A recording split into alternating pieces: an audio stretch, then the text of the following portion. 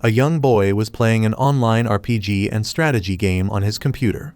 Even while he was hospitalized, out of nowhere, his body felt heavy and everything went black. His mind was swept away, sinking to the depths of an imaginary ocean, until suddenly, he woke up in a forest filled with cool air and overcast skies. Seated on a stone throne, to top it off, a woman stepped forward, addressing him as if she'd been waiting for him to wake up. As she emerged from the shadows, the boy immediately recognized her. It was none other than Atu, an elf who called him king. The game he'd been playing while bedridden was a dark fantasy 4X strategy simulator called Eternal Nations, and the character he loved most, the one standing before him now, was this very elf. Now, he couldn't help but wonder, should he act like the king she claimed he was?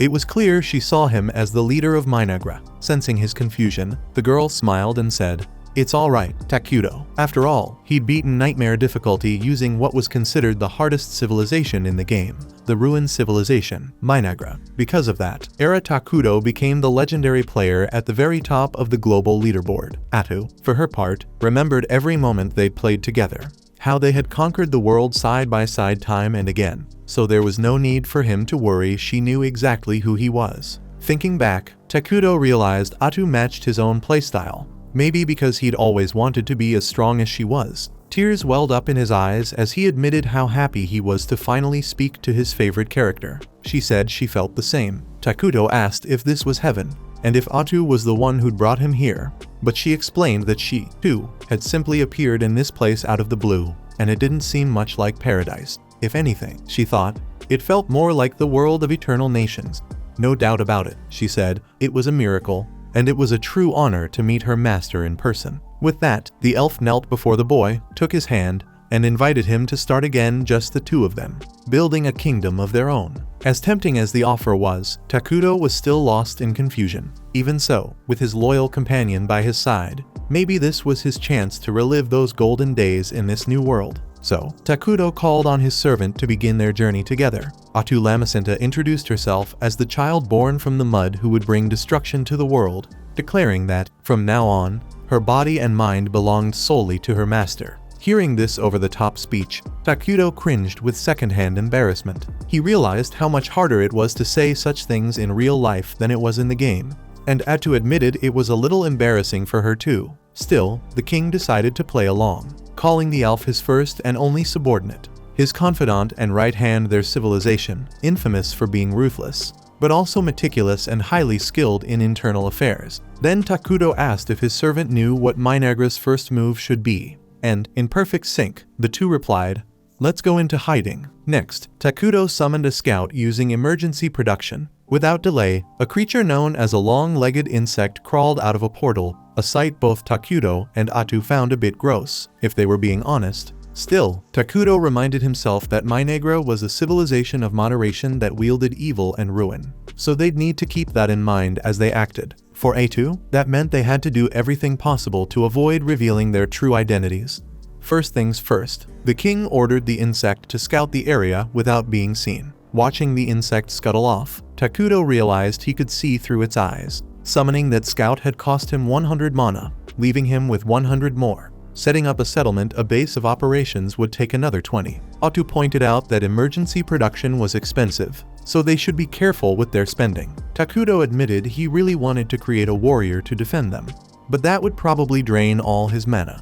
Speaking of combat, the elf pledged to do her best, or, at least, that's what she wanted to say, if she weren't so weak right now. Takuto understood. Atu was a hero unit who got stronger over time, but at the moment her strength was only 3 less than even some basic enemies. In short, their entire plan to build Minagra was at serious risk if they were attacked by pretty much anything. Using the scout's vision, Takuto surveyed the land around them forest, as far as the eye could see. So far, there were no monsters in sight. Atu thought the forest was a perfect place to hide, but she found it strange that the long-legged insect hadn't spotted a single animal along the way. Even worse, Takuto realized there was nothing at all to eat. All they could do was stay alert and hope something turned up. Atu apologized for not being more helpful, but the boy told her that just having her company was more than enough, making her eyes shine with joy. Seeing her so moved, he thought to himself how hard it had been to notice these little things in the game.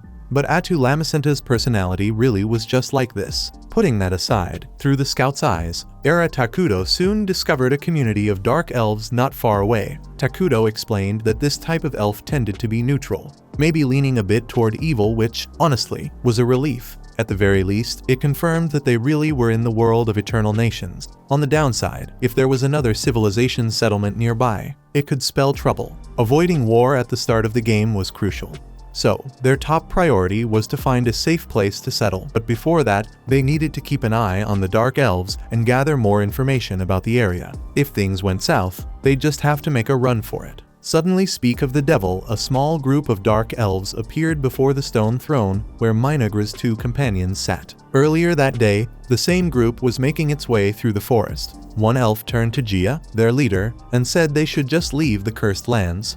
There was no point in leaving the woods now. But Gia reminded them that they had already been exiled from their homeland, they had nowhere else to go. And honestly, their children wouldn't survive much longer under these conditions. Considering how lush the place was, there had to be food somewhere. A female elf pointed out that at the edge of the unexplored territory of Idaragia, there stood the vast, accursed forest, the cursed lands. All the books said something evil had been sealed there. Whatever it was, it would never allow life to flourish. Gia brushed this off, telling Emily that it was just superstition. The trees were clearly growing just fine. With that, the leader insisted no one could give up now, not at such a critical moment, and reminded them that their proud spirits and the ghosts of their ancestors would surely guide them through this hardship. Still, after these motivating words, Gia couldn't deny that the forest was truly frightening. But curse or not, that wasn't an excuse to leave. His people still had hope. As long as they had the strength, finding food was the priority. And that's how the band of dark elves found Minagra's two founders seated on the stone throne. To them, Era Takudo was nothing more than a shadowy, sinister figure, a vision so terrifying it made Gia break out in a cold sweat.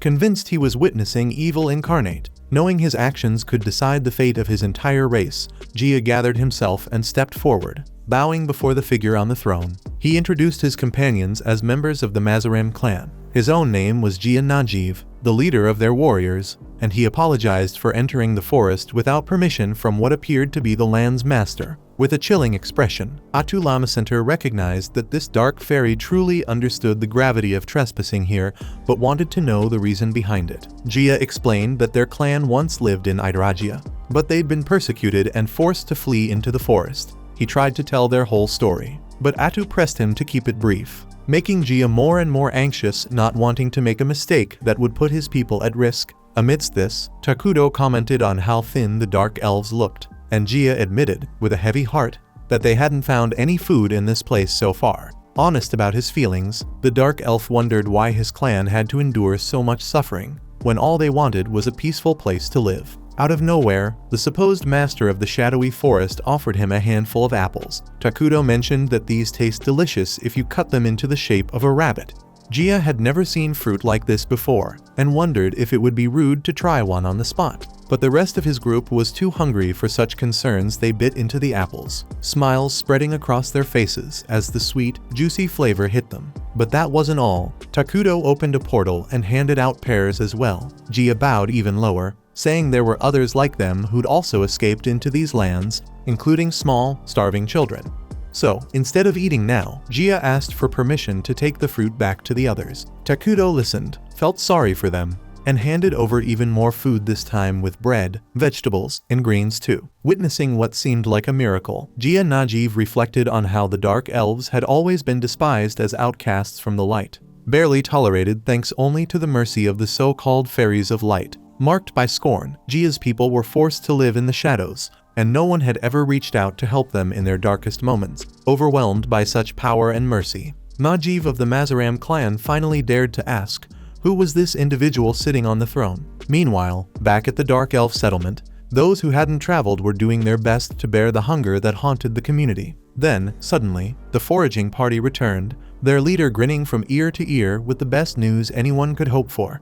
The famine was finally over. With all that food, joy swept through the whole village, and Gia watched the scene, deeply satisfied. When asked how he'd managed to find so much, he simply answered that he stumbled upon it, all while the ominous figure of Era Takudo lingered in his mind. Later that night, while the community slept, Najiv sat by a campfire, The old elder Molter came over to compliment the chief on his work. Molter said he'd lived a long life, but never, in all those years, had he seen such strange and delicious fruit. Najeeb agreed he'd never even heard of food like this either, and that was exactly why the old man wanted to know what had led the Mazaram clan to such unusual circumstances. Ready to share the truth, Jia said he'd met a legendary being deep in the forest. According to Imlay, there was a legend about a being sealed away in the cursed lands. Molter was stunned, wondering if the expedition party had encountered the Ruin King, a figure found, at least in part, in old books and stories. When the world reached its limit, the Ruin King would appear, bringing devastation to all, forcing people to start over from zero. As much as no one could say for sure if this would ever come to pass, it was also impossible to say the legend was just a lie. Jia, for his part, never caught the being's name, but he had to admit that frightening appearance fit the title of Ruin King all too well. The entity was simply beyond comprehension, but at least he had a servant who could clarify his words to some extent. Whatever the case may be, even if there's no certainty whether this entity is truly the King of Ruin, Molter senses that it's nothing good. Now that his stomach and a bit of his mana are replenished, the elder can feel it clearly. This forest is far from normal. He wonders if Jia might have given something to the entity in exchange for the food, but the chief insists that isn't the case. Molter doesn't buy it. He argues that the King of Ruin would never do a good deed without expecting something in return, but Jia swears there was no price at all, no strings attached. According to him, it genuinely seemed to be an act of mercy from that spirit. His Grace, as Jia calls him, saw the dire situation the Dark Elves were in and showed them compassion. Hearing this, Elder Molter is infuriated that Jia would refer to the King of Ruin as His Grace and starts to suspect that the leader of Mazaram must have fallen under the entity's spell. That's when an argument breaks out between these two pillars of the community. Jia insists that they owe the utmost respect to someone who fed their people when they were on the brink of starvation. In fact, he turns the question back on the elder, asking what he would have done in the presence of the King of Ruin. But even Molter can't come up with an answer to that, so he apologizes for his outburst to the bravest warrior of their tribe. From here on out, he declares, as the head of the Mazaram Dark Elves, he'll personally handle matters with the King of Ruin. After all, Molter has lived for 2 centuries, he's sure he can figure something out. In the end, all these two leaders want is for their people to find peace again. Meanwhile, back with Minagra's so-called founders, Atu scolds her master for blowing through a bunch of mana to feed the Dark Elves, reminding him that they need to start building their own nation, and that means conserving magic. Takudo, a little sheepish despite his charitable act, admits that he needs his companion now more than ever. Hearing this, Atu drops her tough act and slips into a weirdly love-struck, submissive mode, as if a single kind word from her master is enough to make her melt completely. Takudo, meanwhile, laments that he just couldn't manage to communicate properly with the Dark Elves. No matter how hard he tried, the words just wouldn't come out. Atu confesses she thought he was just trying to act like a mysterious mastermind who hates long speeches and lets his subordinates handle the details. But the truth is, the kid genuinely isn't much of a communicator. Honestly, he never was in his previous life, and it's not like he was suddenly going to become a master of rhetoric and charisma overnight. The next day, Elder Molter asks the young leader if he's ready to return to the place where the King of Ruin awaits. Once the young elf agrees, the experienced elder grows concerned about what that entity might want in exchange for helping their people. Even though Najeeb insists she never mentioned any kind of payment, the old elf knows all too well. Evil beings always expect some sort of reward. Regardless, he understands the Dark Elves need the king's help to survive. Jia agrees, pointing out that even if they left the forest in search of food, they might still return empty-handed. Speaking of leaving the forest, Molter reminds them that one of their hopes is for the clan to reach the Dark Continent and find a kingdom where they won't be hunted. Maybe that's their last chance. With that said, both leaders agree on one thing: the fate of their people rests in their hands. Meanwhile, the insect serving Takudo was listening to every word of their conversation. The scout quickly returns to his master to report that the Dark Elves would be arriving soon. Atu already suspected the elves wouldn't be able to carry all the food they'd received in a single trip. Takudo, on his part, points out that having people with different cultures and technologies nearby could easily lead to conflict. In fact, he'd prefer if they just took the rest of the food and left as soon as possible. The truth is, he worries he won't be able to negotiate with the elves because of his communication problem, which could cause misunderstandings down the line. Seeing this, Atu offers to handle negotiations on her master's behalf. which would also serve to elevate the king's grandeur. As night falls, Gia Najib arrives before the King of Ruin, accompanied by the tribe's elder, who introduces himself as Molter Cordal Mazaram, leader of the Dark Elves. Before anything else, Molter expresses his gratitude for the king's generosity in providing food to his people, then asks for the honor of learning his great name. Cautiously, Atu looks at the king, who gives a nod of approval. Taking the cue, she introduces him as Era Takudo, Lord of the Apocalypse, Sovereign of Ruin, and demands he be addressed as formally as possible, leaving Najib visibly impressed. Atu also introduces herself, and Molter vows to engrave both their names into the very soul of his people. Quietly observing, Takudo thinks everything is going smoothly so far, and Atu tells the elves they can take their food and leave. Molter then asks how he might repay the King of Ruin for his aid, but the elf woman immediately waves it off, insisting they could never possibly offer anything worthy of the king's greatness. Besides, since the Mazaram clan has nothing valuable enough to match such generosity, Atu interprets this as a suspicious attitude, which makes the exchange tense. She questions whether the elves are planning something behind this empty talk. Sensing the tension in the air, Takudo whispers a few things into his servant's ear. She snaps, grumbling that these elves are terrible negotiators and that if they don't leave the king alone, they'll only cause trouble and so should be annihilated. Raising her voice, Atu declares their heads would look perfect mounted on pillars. Takudo, meanwhile, urges everyone to calm down, guessing the Mazaram just want to build a relationship that benefits everyone. So maybe it's best to accept some form of compensation just to set their minds at ease. With that, Atu turns to the Dark Elves and announces the king is willing to accept a token of gratitude for his charity. As relief washes over the Mazaram's faces, Takudo realizes the elder must have suspected a catch, considering the King of Ruin's evil alignment. Picking up on these unspoken cues, Atu calls the old man a fool for thinking Era Takudo is some wicked ghost or malevolent spirit. Setting that aside, since she has no idea what to actually ask for in return, she thinks for a moment and decides it would be good to hear everything the Dark Elves know about the world beyond the forest. Molter offers to share all his knowledge, and Atu demands that the Mazaram clan leave the forest once their pact is fulfilled. Gia Najib is clearly shaken by this demand, and Takudo immediately sees he's much easier to read than the elder. Molter admits nothing would make his clan happier than being allowed to stay in the forest, but Atu won't allow it. Moreover, if the Mazaram want to keep the lives that were spared, they mustn't speak of what happened here. Faced with the weight of this ultimatum, Gia seems ready to protest, but Molter calms him and resumes the negotiations, expressing gratitude for the audience with the king and agreeing to everything Atu laid out. As the Dark Elves depart, Takudo wonders if this is truly the right thing to do. If the Mazaram are exiled, it's likely they'll collapse somewhere along the way, and surely they won't just stand by and watch their own downfall, knowing exile might well mean death. With this on his mind, the King of Ruin extends his hand and invites the elves to become his subjects. Outraged, Atu asks what on earth the king is thinking.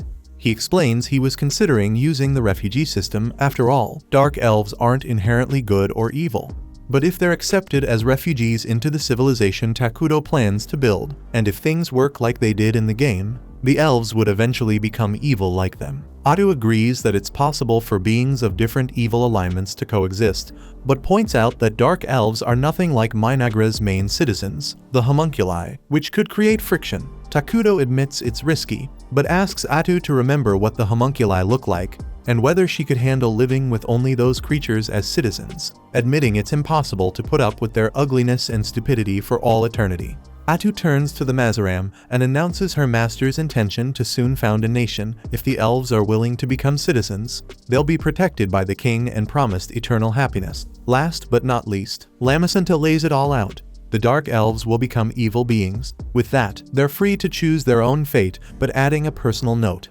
Atu assures them their side is a lot more fun than it looks. In the next scene, while walking toward the Dark Elves tribe, Atu kept reminding Takudo to watch his step, since he was barefoot. She pointed out that, although it took some time, the Mazaram had finally agreed to become citizens of Minagra. Even though they hesitated over the idea of becoming evil deep down, they knew from the start this was their best option. Eventually, the pair arrived at the tribe and were greeted by the people, all kneeling in respect. Some looked genuinely excited at the sight of that mysterious entity, while one elf even fainted after feeling the dark miasma swirling around him up close. Soon after, Takudo was led to a throne, and Atu formally welcomed all the Dark Elves as citizens of Minegra, which was now officially founded. From that moment on, the safety of every member of the Mazaram clan would be protected by the great king of Ruin. Still confused, Gia wondered if that was all that would happen. He'd been told that he and his companions would become evil, but he didn't feel any different. Suddenly, a deep-seated hatred welled up inside him in anger toward those who had hunted, mocked, and exiled his people from their own land.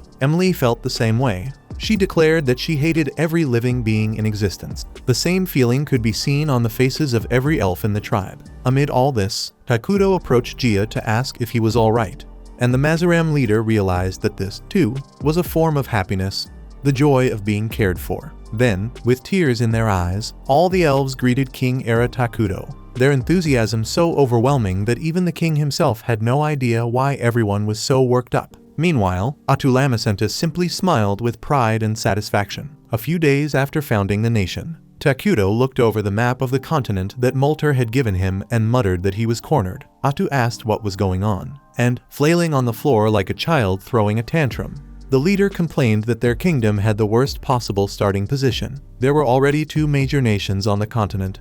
To the east, the Holy Kingdom of Qualia, a human civilization devoted to the holy god Arlos, and to the west, El-Na, a kingdom of elves who worshipped nature. If either of those nations discovered their evil nation to the south, there would be nothing left, not a single stone standing, especially since Minegra was only just beginning and still incredibly weak. To make matters worse, these cursed lands didn't even have a single natural resource they could harvest. But despite all that, it wasn't only bad news. Minegra did have the homunculi as its base population. They weren't the brightest, but they were happy. And now, for the first time, the nation didn't have to rely solely on them, since the Dark Elves were part of the kingdom and could cover those weaknesses. Speaking of which, Atu's ears twitched. She announced that the elves were back again, ready to report on the outside world. Without delay, the tribal elder met with the King of Ruin, alongside the other elven leader. This time, Gia brought along his assistant, Emily, since she was smart and well-versed in legends and the ways of other nations. Turning to plans for the future, Atu revealed that the Mazaram would be assigned to key positions in Minegra's administration. Molter would oversee the state's affairs, since he could use magic and it was a position of great responsibility. Gia Najiv would lead Minegra's warriors, also taking charge of recruiting new forces. Gia enthusiastically accepted the new role and promised that, if the king commanded, he would show no mercy to any enemy and would display their impaled corpses as a warning. Hearing that, Takuto nearly soiled himself, leaving Gia genuinely puzzled. To smooth things over, Atu explained that Takuto preferred peace.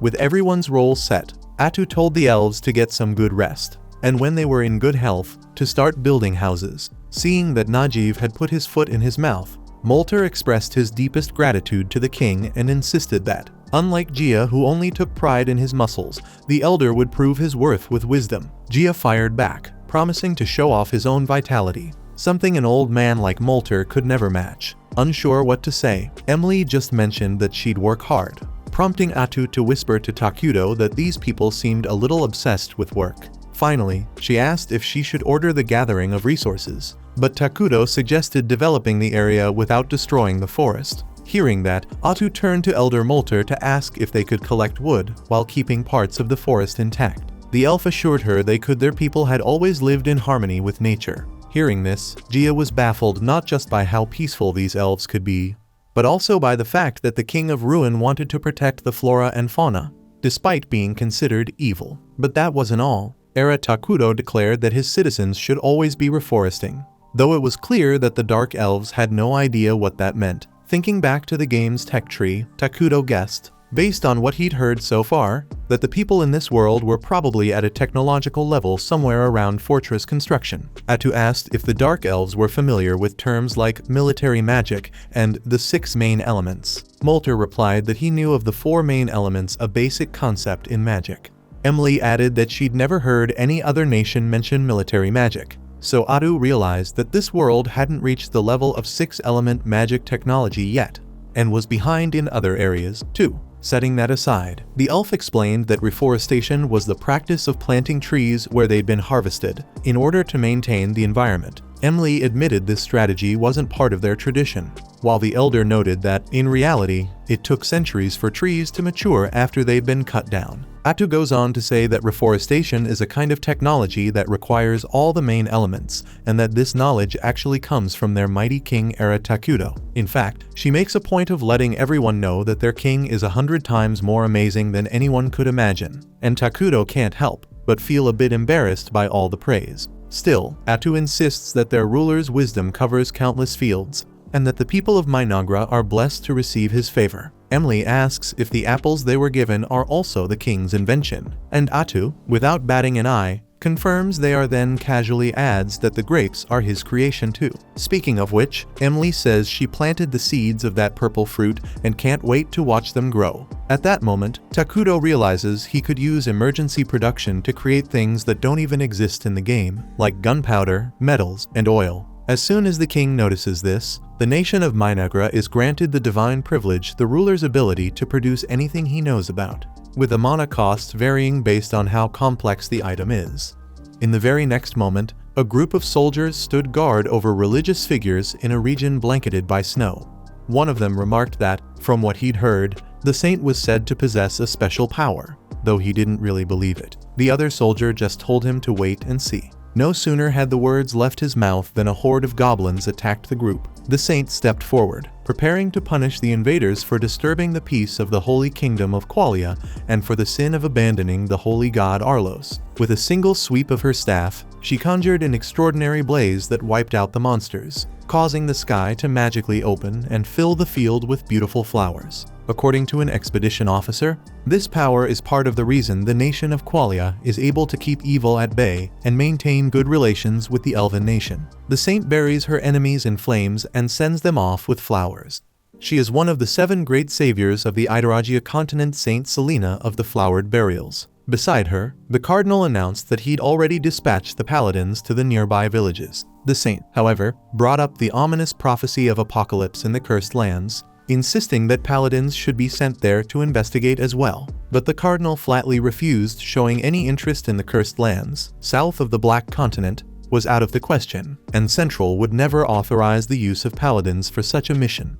Even so, the saint resolved to look into it herself, prompting the man to remind her she was no longer just a simple village girl. Seeing she wouldn't be swayed, he ultimately agreed to send the paladins under his personal command. With that settled, the cardinal walked away, muttering insults about the country bumpkin saint, while she remained focused only on saving the people of that region. Meanwhile, over in the Cursed Lands, Adu the Meyer roused the people to get to work and start building the nation. Part of this was constructing the throne where King Takuto would sit, and soon they revealed the council chamber that would house the sovereign's most suitable seat. The elf was so excited she believed Minagra would soon become powerful enough to rule the land and pierce the very skies. In the midst of this, the elven administrators presented themselves to the king, as planned, to kick off the council meeting. Emily handed the nation's leader a set of garments, so he could finally say he was dressed as a true king. With that done, Atu announced it was time to discuss domestic policies, though Takuto seemed far more interested in admiring his new outfit than deciding the nation's future.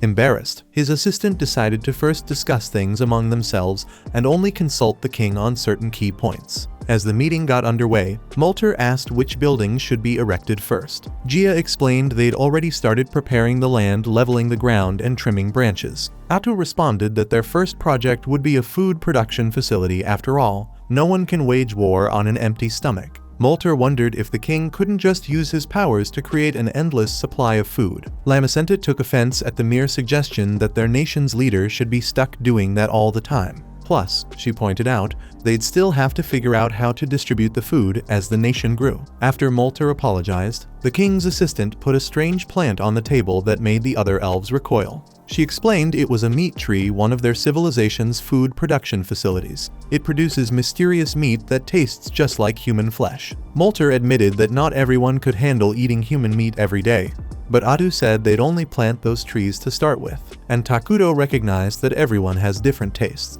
Atu added that they'd need a hut to manage the meat tree and a storage facility for the food. Emily took charge of that. Then the tree itself spoke, in a creepy voice, "Be nice to me," sending Emily into a panic. The next topic on the council's agenda was research. In Lamacenta's view, as a small nation, they urgently needed to acquire advanced magical technologies, a sentiment the king shared with excitement. Molter confessed he was also happy to study magic, since it was already a passion of his.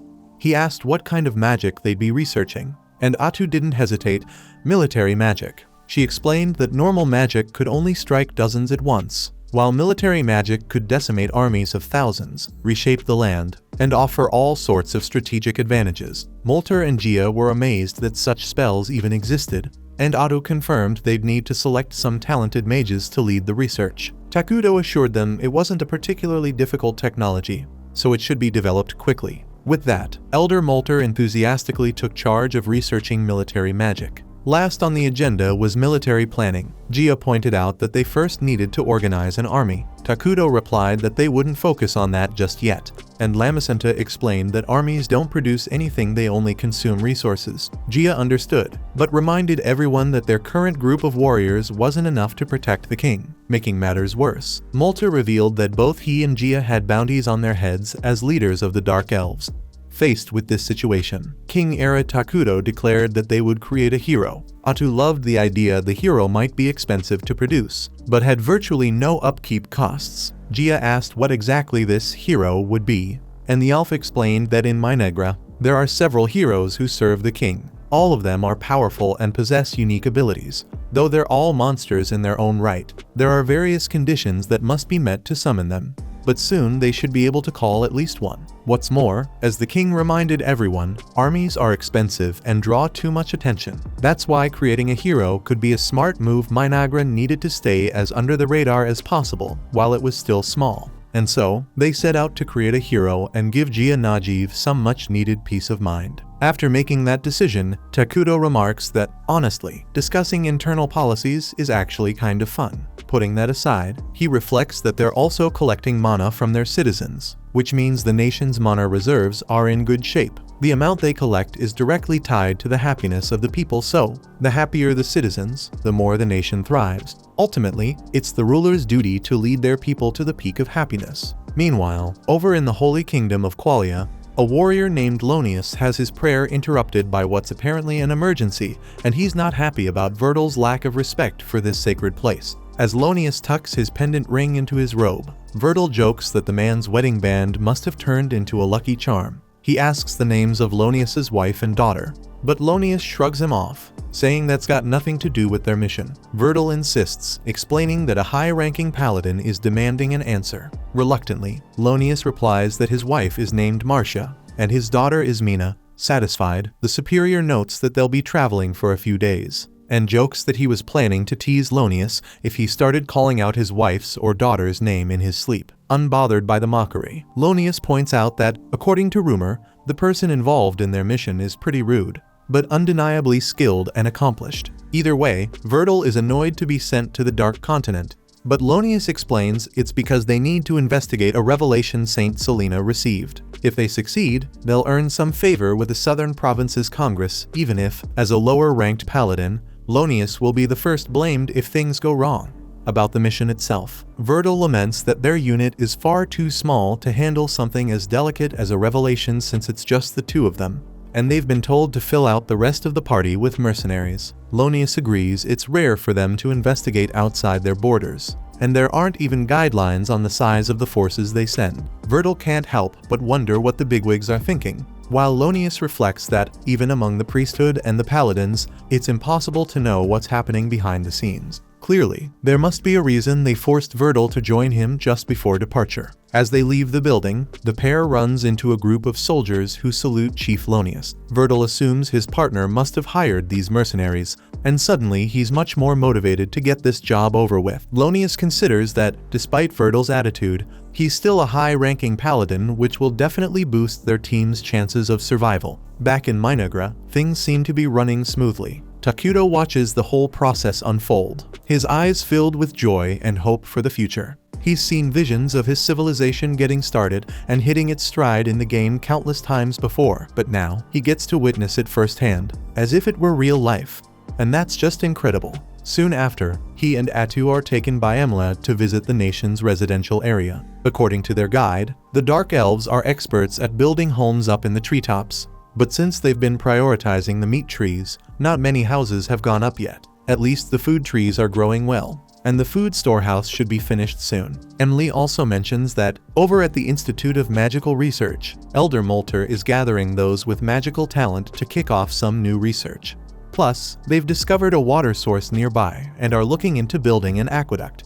Right now, the building where the king stays also doubles as the public office for paperwork, but in time, they'll put together a proper administrative staff. For now, though, this is the best they can do with what they've got. Takuto is pleased with his subordinate's initiative and resourcefulness. She's even handled things he never asked for. And most importantly, the Dark Elves, who were once so thin and exhausted, are now bursting with life. Emily, a little anxious, asks what the king thinks of everything, since they've all been working so hard to repay the mercy he's shown them. Takuto assures her he thinks it's all amazing and says he's happy to welcome the Dark Elves as citizens. Overwhelmed by being recognized for her hard work, Emily bursts into tears. After regaining her composure, she points out that the meat trees are nearly ready for harvest, all thanks to the agricultural tools the king provided. With a haunting voice, one of the trees claims its fruit is almost ripe enough to eat, sending chills down Emily's spine, while Atu, thrilled, celebrates that they've finally secured enough food to sustain Minagra's residence. Emily then wants to show her superiors the water source she'd mentioned earlier.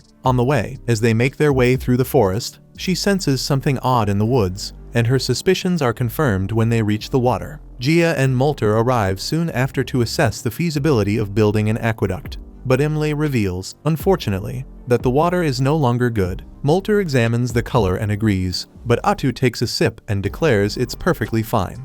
The Dark Elves are taken aback, but Atu reminds them, this place is known as the Cursed Lands, and this is proof that the area has truly become part of Minagra's domain. Takuto asks the elves to take a deep breath, and as they do, they feel their minds become sharper and their bodies noticeably stronger. Atu explains that the Cursed Lands benefit evil beings while harming those who are neutral or good. Hearing this, Gia Najiv drinks the water and finds nothing wrong with it. Takuto points out that this conquered territory is perfect for defense, and soon, every bit of land belonging to Minagra will be the same. Grateful for the king's immense power, Elder Molter notes that the only downside is that this transformation makes it easier for enemies to spot Minagra's territory, a problem that will only grow as they expand. Once again, Gia urges that they need to form an army. Unfazed, Atu reminds everyone that they'll be creating a hero, to which Molter admits, with some confusion, that he has no idea what that even means. When the moment was right, Atu Lamacinta found it easier to show what she meant rather than keep explaining.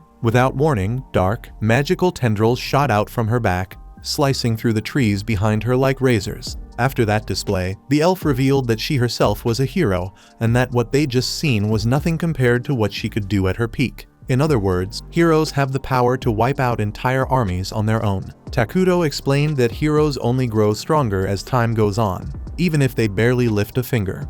So, as long as they manage to keep themselves isolated, Atu alone would be enough to defend the nation for now, and with every passing day, she'd become even more formidable. Still, after his subordinate's little demonstration, the king couldn't help but complain that she didn't have to level half the forest just to prove a point. Once again, the sheer might of King Ira Takuto and Atu Lamacinta left the Dark Elves awestruck, completely won over. They vowed to build a palace worthy of their king as soon as possible. Truthfully, Takuto didn't care much for the idea of living in a palace. He figured he could just live in a regular house like everyone else. The Dark Elves, however, were scandalized by the thought.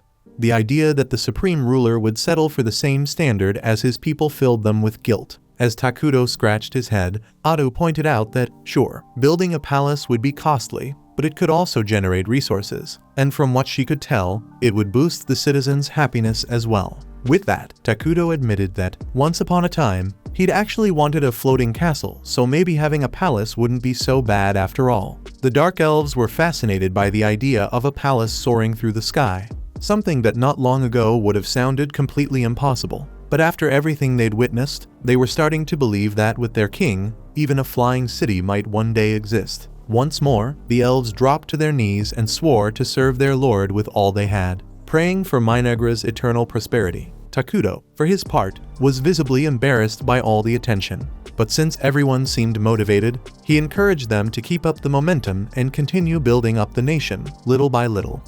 Meanwhile, after gathering the expedition team, Virgil praises Lonius for managing to round up so many mercenaries, especially considering that most of them are currently up north, dealing with the northern disturbance. This disturbance began when barbarians suddenly appeared in the northern province of the Holy Empire of Qualia, raiding villages and causing massive damage. The Saint and the Imperial Army were dispatched to deal with the chaos, but things are still far from under control. A mercenary named Bargo cracks a sly smile as he brings up the situation. Lonius quickly tells him not to act like it doesn't concern him, but Bargo just shrugs it off, insisting it's not his problem anyway. Surprised, Virgil asks if Bargo's crew doesn't plan on heading north. Given how generous the payout is, Bargo explains that nobody's willing to risk their necks after rumors confirmed there's a witch involved in the conflict.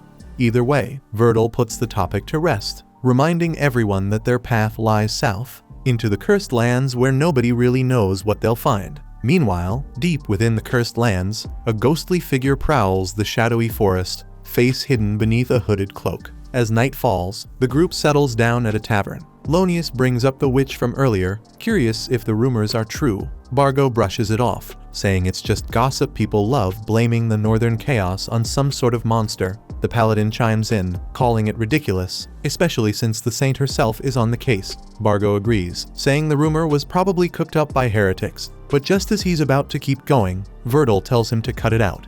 By now, the paladin is clearly drunk and calls for another round, prompting Bargo to ask if he hasn't had enough. Virgil stands his ground, quoting, "After tending to the suffering of the people in your own home, before your family, you may lay aside your vestments." In other words, once the day's work is done, there's nothing wrong with relaxing a little. Lonius, knowing the scriptures inside out, corrects him, pointing out that the holy god Arlos only meant we're excused from our sacred duties around family, not that it's an excuse to drink. Unfazed, Virgil says he's ready for a good old religious debate.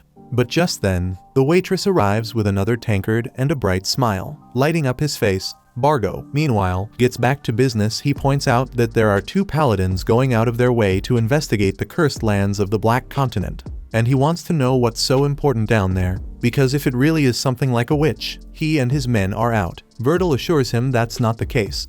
In fact, it's about dark elves who fled to those lands, and the Qualian authorities are worried they might stir up trouble. Bargo nods in understanding. That race of elf is infamous for assassinations and curses. Lonius adds that they could become a threat if they grow stronger in secret. But Virgil tells him not to stress, they're just there to investigate this time.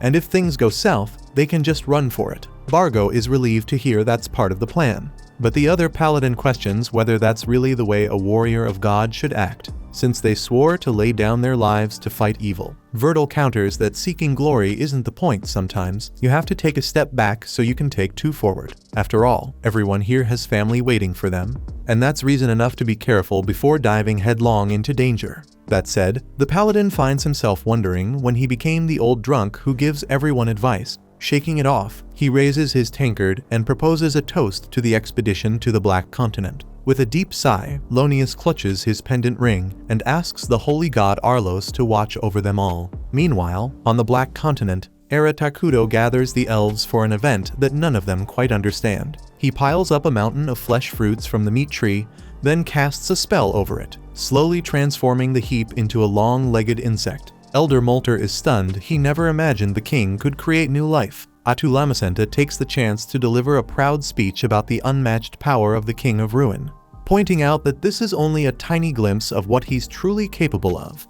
If the people of Minagra remain dedicated and happy, it will awaken the king's full potential. It's everyone's duty, she says, to show their absolute devotion to Master Takudo. Once the crowd disperses, Takudo looks relieved the ritual went smoothly, and Atu praises him for managing to produce the insect the proper way. The two are also surprised by how easy it was to gather the necessary resources. But what's even more important now, after this last ritual, they know they can create new units, which means next time, they'll be able to attempt a hero summoning, though they'll need to build up more mana first. Still, with two heroes, they'll have much more confidence in their military strength. Excited, Atu asks whom Takudo will summon first, and without a moment's hesitation, he answers, Isla, the queen of insects, one of Minagra's proud heroines, capable of empowering all insect units, turning long-legged insects into frontline fighters, and producing larvae to boost the workforce. In short, Isla is invaluable both in battle and for domestic affairs, making her the perfect hero for this early stage,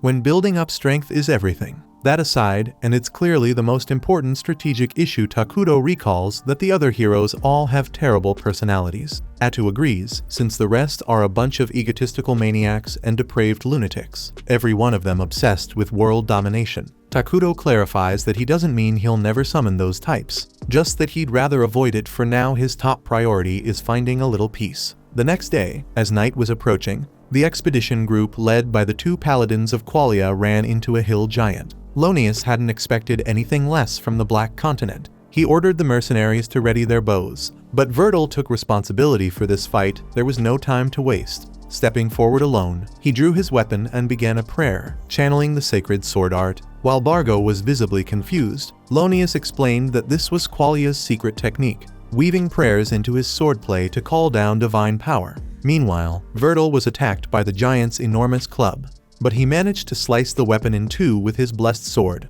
Lonius added that paladins who received divine power had their physical abilities greatly enhanced, the very power to smite evil filling their bodies. After a series of rapid strikes, Vertil landed a direct blow to the hill giant's chest, tearing it apart. According to Lonius, for a high-ranking paladin, this level of power was on par with a lesser dragon. In other words, monsters like the one they just faced stood no chance. When Vertil finished off the enemy, the mercenaries were left speechless. Lonius praised his companion, saying that with strength like that, they'd finish the mission without any real trouble. Vertil, however, didn't seem so sure, and walked off, not paying much attention to the praise. Back in the Cursed Lands, Takuto was just about to dig into some greasy street food when Atu questioned why he didn't eat healthier meals.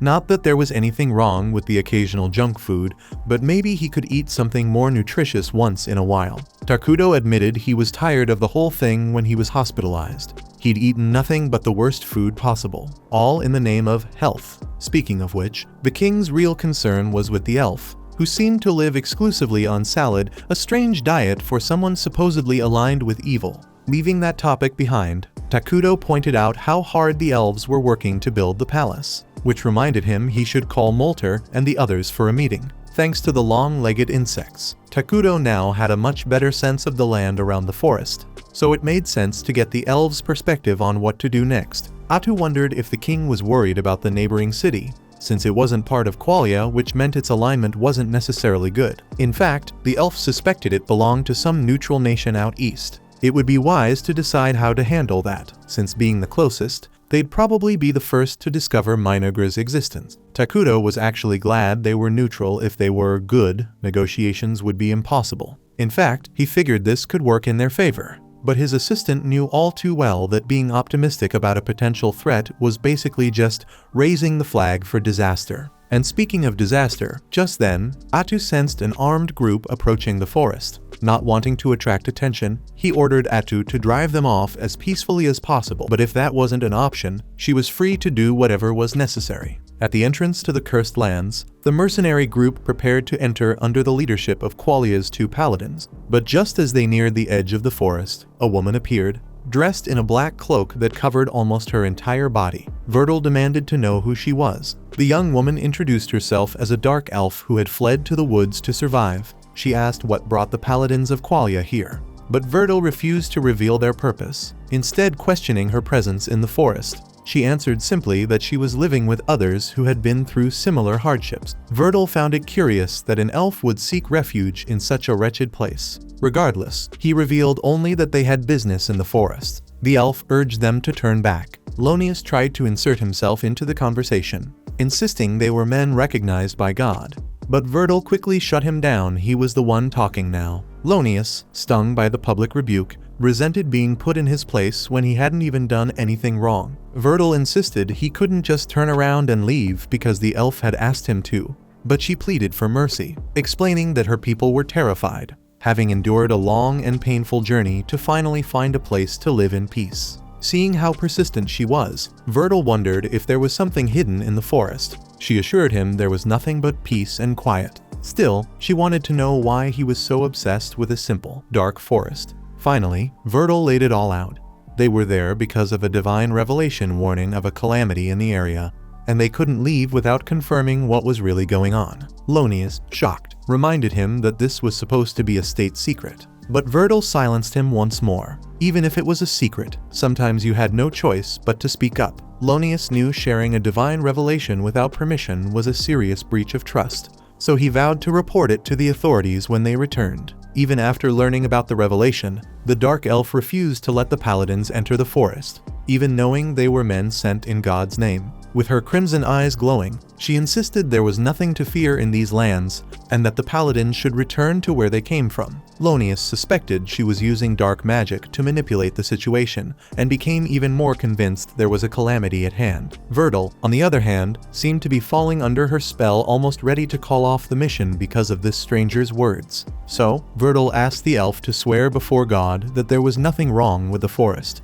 When she did, he decided they would leave. Lonius couldn't believe his companion was buying any of this, but the other paladin truly believed these elves just wanted to live in peace. Lonius insists he can feel the evil energy radiating from that man. There's just no way someone like that can be trusted. But his companion reminds him that trust is one of the pillars of their faith, and that Lonius shouldn't let fear shake his beliefs. Raising his voice, Vertil shouts that there's nothing wrong with this forest at all, and that this is simply what their investigation has turned up. With that, the man turns on his heel to leave. So, his companion figures he's abandoning the mission and strips him of command right then and there. Vertil whirls around, demanding to know what he thinks he's doing. The younger paladin stamps his foot and argues that not only did Vertil reveal the prophecy, but now he's about to leave without even investigating the territory, making a mockery of God's will. From now on, Lonius says, he's taking charge, and the investigation will proceed right now, here in the Cursed Lands. When Bargo responds to this challenge, as if Lonius really is the leader, Vertil calls him out, but the mercenary chief explains that Lonius is the one paying his group. The elf pleads with them to reconsider, but Lonius orders his men to restrain her. On the other hand, Vertil commands that no one lay a finger on someone so defenseless. So, even though authority has technically been split between the two paladins, Atu-Lamacenta sees her attempt at mediation has failed and decides to try a different approach. In the next scene, Lonius jolts awake, blood on his hands. As reality sets in, he sees Vertil standing before a witch, the very creature responsible for slaughtering the mercenaries in such a brutal fashion. Atu laments that things had been going so well, but sadly, not everything in life turns out as planned. Immediately, Vertil orders Bargo to flee to the kingdom and report what just happened. But the mercenary leader reveals that this creature has already taken out their messenger. Atu taunts her enemies, announcing that she's the calamity they've been searching for, and that now she stands right before them. Lonius looks visibly shaken in front of such a menacing figure, but Vertil stands firm, making it clear to his subordinates that all that's left for them now is to fight. He demands everyone fall into battle formation. Atu keeps provoking, as if attacking her would be a ridiculously foolish and pointless choice. Ignoring the creature's words, Vertil orders the mercenaries to unleash a volley of arrows at their target. In response, Lamacenta uses her tentacles to swat away every projectile, shielding herself completely and taking no damage at all. Upping the mockery, she shouts about how much she's loving every second of this. Right then, the senior paladin starts to feel in his bones just how bad things really are. And Atu wholeheartedly agrees, especially because they could have chosen to run if it weren't for the stubbornness of this younger paladin who decided to place his foolish faith above the lives of his comrades and his own. With the elf woman's power and way of speaking, Vertil starts to think she must be a witch. Lonius asks what that means, and the leader confesses he was under strict orders to keep it secret. But in the end, he should have told everyone everything. According to him, whenever the saint receives a revelation and the higher ranks confirm it, this kind of monster is officially deemed a calamity and labeled a witch. In fact, the chaos up north is also being caused by one of these creatures. Having no patience for the conversation, Atu-Lamacenta threatens to cut it short. So Vertil commands the mercenaries to fall back, leaving him and Lonius to face the witch alone. No sooner said than done. The two channel their faith, blessing their swords to give them an edge against enemies of darkness. Confident in her strength, Atu unleashes her tentacles at the pair, convinced it'll be enough to finish them off. But the men quickly show that this battle won't be so simple. Relying on their blessings and skill, The duo manages to sever 2 of their enemies' tentacles, something she clearly wasn't expecting. After that, Vertil tells his companion to focus on cutting off the rest, insisting that's the only path to victory. With that strategy in mind, Lonius and Vertil keep hacking away at the witch's limbs, and for a moment, it even looks like they might win. To turn the tide, Atu violently grabs 2 mercenaries and uses them as hostages, making sure her last 2 tentacles can't be cut off, even though she underestimated the paladins. This new idea seems enough to keep her from being defeated after all. Men of God would never kill their own.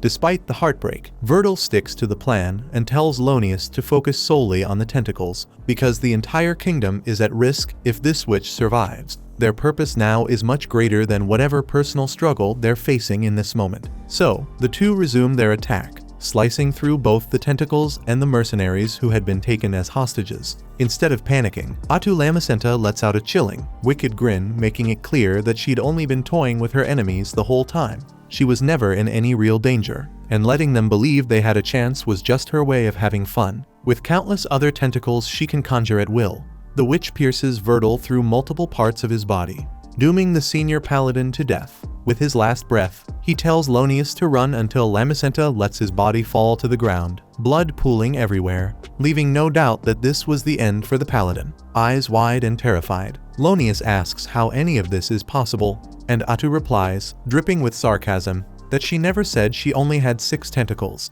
The look of horror in his eyes deepens as the young warrior realizes the witch had only been toying with them from the start, and all the mercenaries now mirror the paladin's terror in the face of this monstrous being. Lonius orders Bargo and his men to scatter in all directions, so the kingdom will at least know what's happening in the cursed lands. Atu Lamacenta grumbles that now she'll just have more work to do, watching the men flee in a panic like a swarm of scattered ants. Meanwhile, Lonius steps up as the last line of defense for his kingdom. When he attacks with his blessed sword, he realizes the Dark Elf is wielding the same weapon with the same holy power, which rattles him even further. Ever the cynic, she explains that she stole the paladin's techniques by killing him. But that's not all. In a true show of cruelty and strength, she reveals she didn't just steal his skills, but also all his memories and feelings. Every effort he made to become such a formidable opponent, a true representative of God, now belongs to the witch. She makes sure Lonius understands that as she comes at him with terrifying speed. To prove she has Vertil's memories, she points out that Lonius's wife is named Marcia, and his daughter is Mina. Hearing those names, the fear that was already in his eyes becomes utterly overwhelming. Atu reveals that Vertil thought of his comrade's safety until his dying breath, exactly what a senior paladin, a true hero, should do. Sadly, the elf loves to remind him that it all went to waste because of the boy's misguided courage and his need to follow stupid rules. Trying not to let her words shake him, Lonius says Vertil's will and hope will live on as long as the mercenaries manage to escape and warn the kingdom about this calamity. But as soon as he says this, he hears the dying scream of a mercenary echo in the distance. Atu Lamacenta reveals she has allies of her own. She's positioned dark elves to stop any possible survivors from escaping the battle. At that moment, whatever hope Lonius had feels like it's slipping right through his fingers, leaving only total and utter despair behind. In one final act of heroism, the warrior of God charges the enemy with everything he has. In the next scene, as the sun begins to set, Lamacenta speaks to the subdued paladin about how things might have turned out differently if only Lonius had listened to Vertil. The young paladin could have returned to his beloved family, living a quiet, peaceful life, grateful for God's blessing and the serenity that would have surrounded him. The forest would have remained calm, and Atu would have gone to bed hoping that peace would last forever. But now, it's time to talk about what will actually happen. The future Lonius chose. The paladin will die, and so will his family. Atu will hunt down his wife and daughter, torturing them so mercilessly that both will beg for death. After that, the elf will visit every village and town the paladins passed through on their way to the forest, wiping out every living soul, just because she can. And when people ask why this is happening, Atu will simply say it's all Lonius' fault, the paladin who decided to confront a peaceful witch instead of just living his ordinary life in peace. Lonius, desperate, tells her to stop, but Atu keeps going, sharing a lesson she once learned from someone precious. When you're underestimated, it'll be your end. So when that happens, you kill no matter what. That's why Atu will kill, to make sure she's never underestimated again. It doesn't matter if it's hundreds, thousands, or even millions, she'll wipe them all out, no exceptions. and according to her, it's all because of Lonius' decision. As Atu Lamacenta flashes a wicked grin, the man starts to cry and begs her not to go through with it. Atu continues, saying she knows Lonius was probably a good man. He believed in God and always tried to do the right thing. But that's exactly why she despises those who think they're just. With that, Atu says goodbye to the paladin and tells him to watch the real meaning of calamity from his VIP seat in heaven, while everyone he loves and all the innocent are slaughtered for no reason at all. Hearing these words, Lonius lets out a scream of maddening despair until, at last, he's killed by the so-called Witch of the Cursed Lands. Once that ordeal is over, Atu is found by Gia Najeev and his soldiers. The Dark Elf commander reports that the fleeing humans have been taken care of. Lamacenta announces she'll be heading back to the forest. But before she can leave, Gia asks if she's really going to do all those terrible things she threatened the paladin with. Atu just laughs and says she'd never do that after all. She's a pacifist. She was just having a little harmless fun, teasing him to lighten the mood. Still, she can't waste time here. She needs to get back to the king. As she turns to go, Najeev asks if there's something on her mind. She admits there is something the king needs to hear right away. With that, Atu Lamacenta goes to Era Takudo and reveals that there are witches in this world, a unit that doesn't exist in the original universe of the game Eternal Nations, which means this isn't the world of the game, but some sort of parallel version where the game's mechanics still exist up to a point, but with new elements and characters. Takudo is frustrated by this, knowing it'll only complicate Minagra's plans going forward. But Atu points out there's an upside to this world being different. For example, besides her ability to steal the powers of those she defeats, she can now steal some of their memories too. Takudo, excited, notes this will help them find out what's happening in Qualia without needing a full-blown investigation. On that note, the elf reports that Qualia is drained, thanks to the disaster in the northern province. Still, there's a chance they'll try something against Minagra after what happened to their paladins today. The king, however, feels safe Qualia doesn't know anything about them. What actually worries him is the disaster known as the Northern Disturbance. According to the memories Atu stole, it's being caused by a witch. But apparently Verdal didn't know much more than that, and it's possible nobody in Qualia knows either. Except that this witch is capable of causing damage on the scale of an entire army. Apparently, this monstrous being is called Irikino, the Devouring Witch. Somewhere in a quiet village in the northern province, Irikino, in her childlike form, skips cheerfully through the ruins and the victims of the calamity she herself unleashed.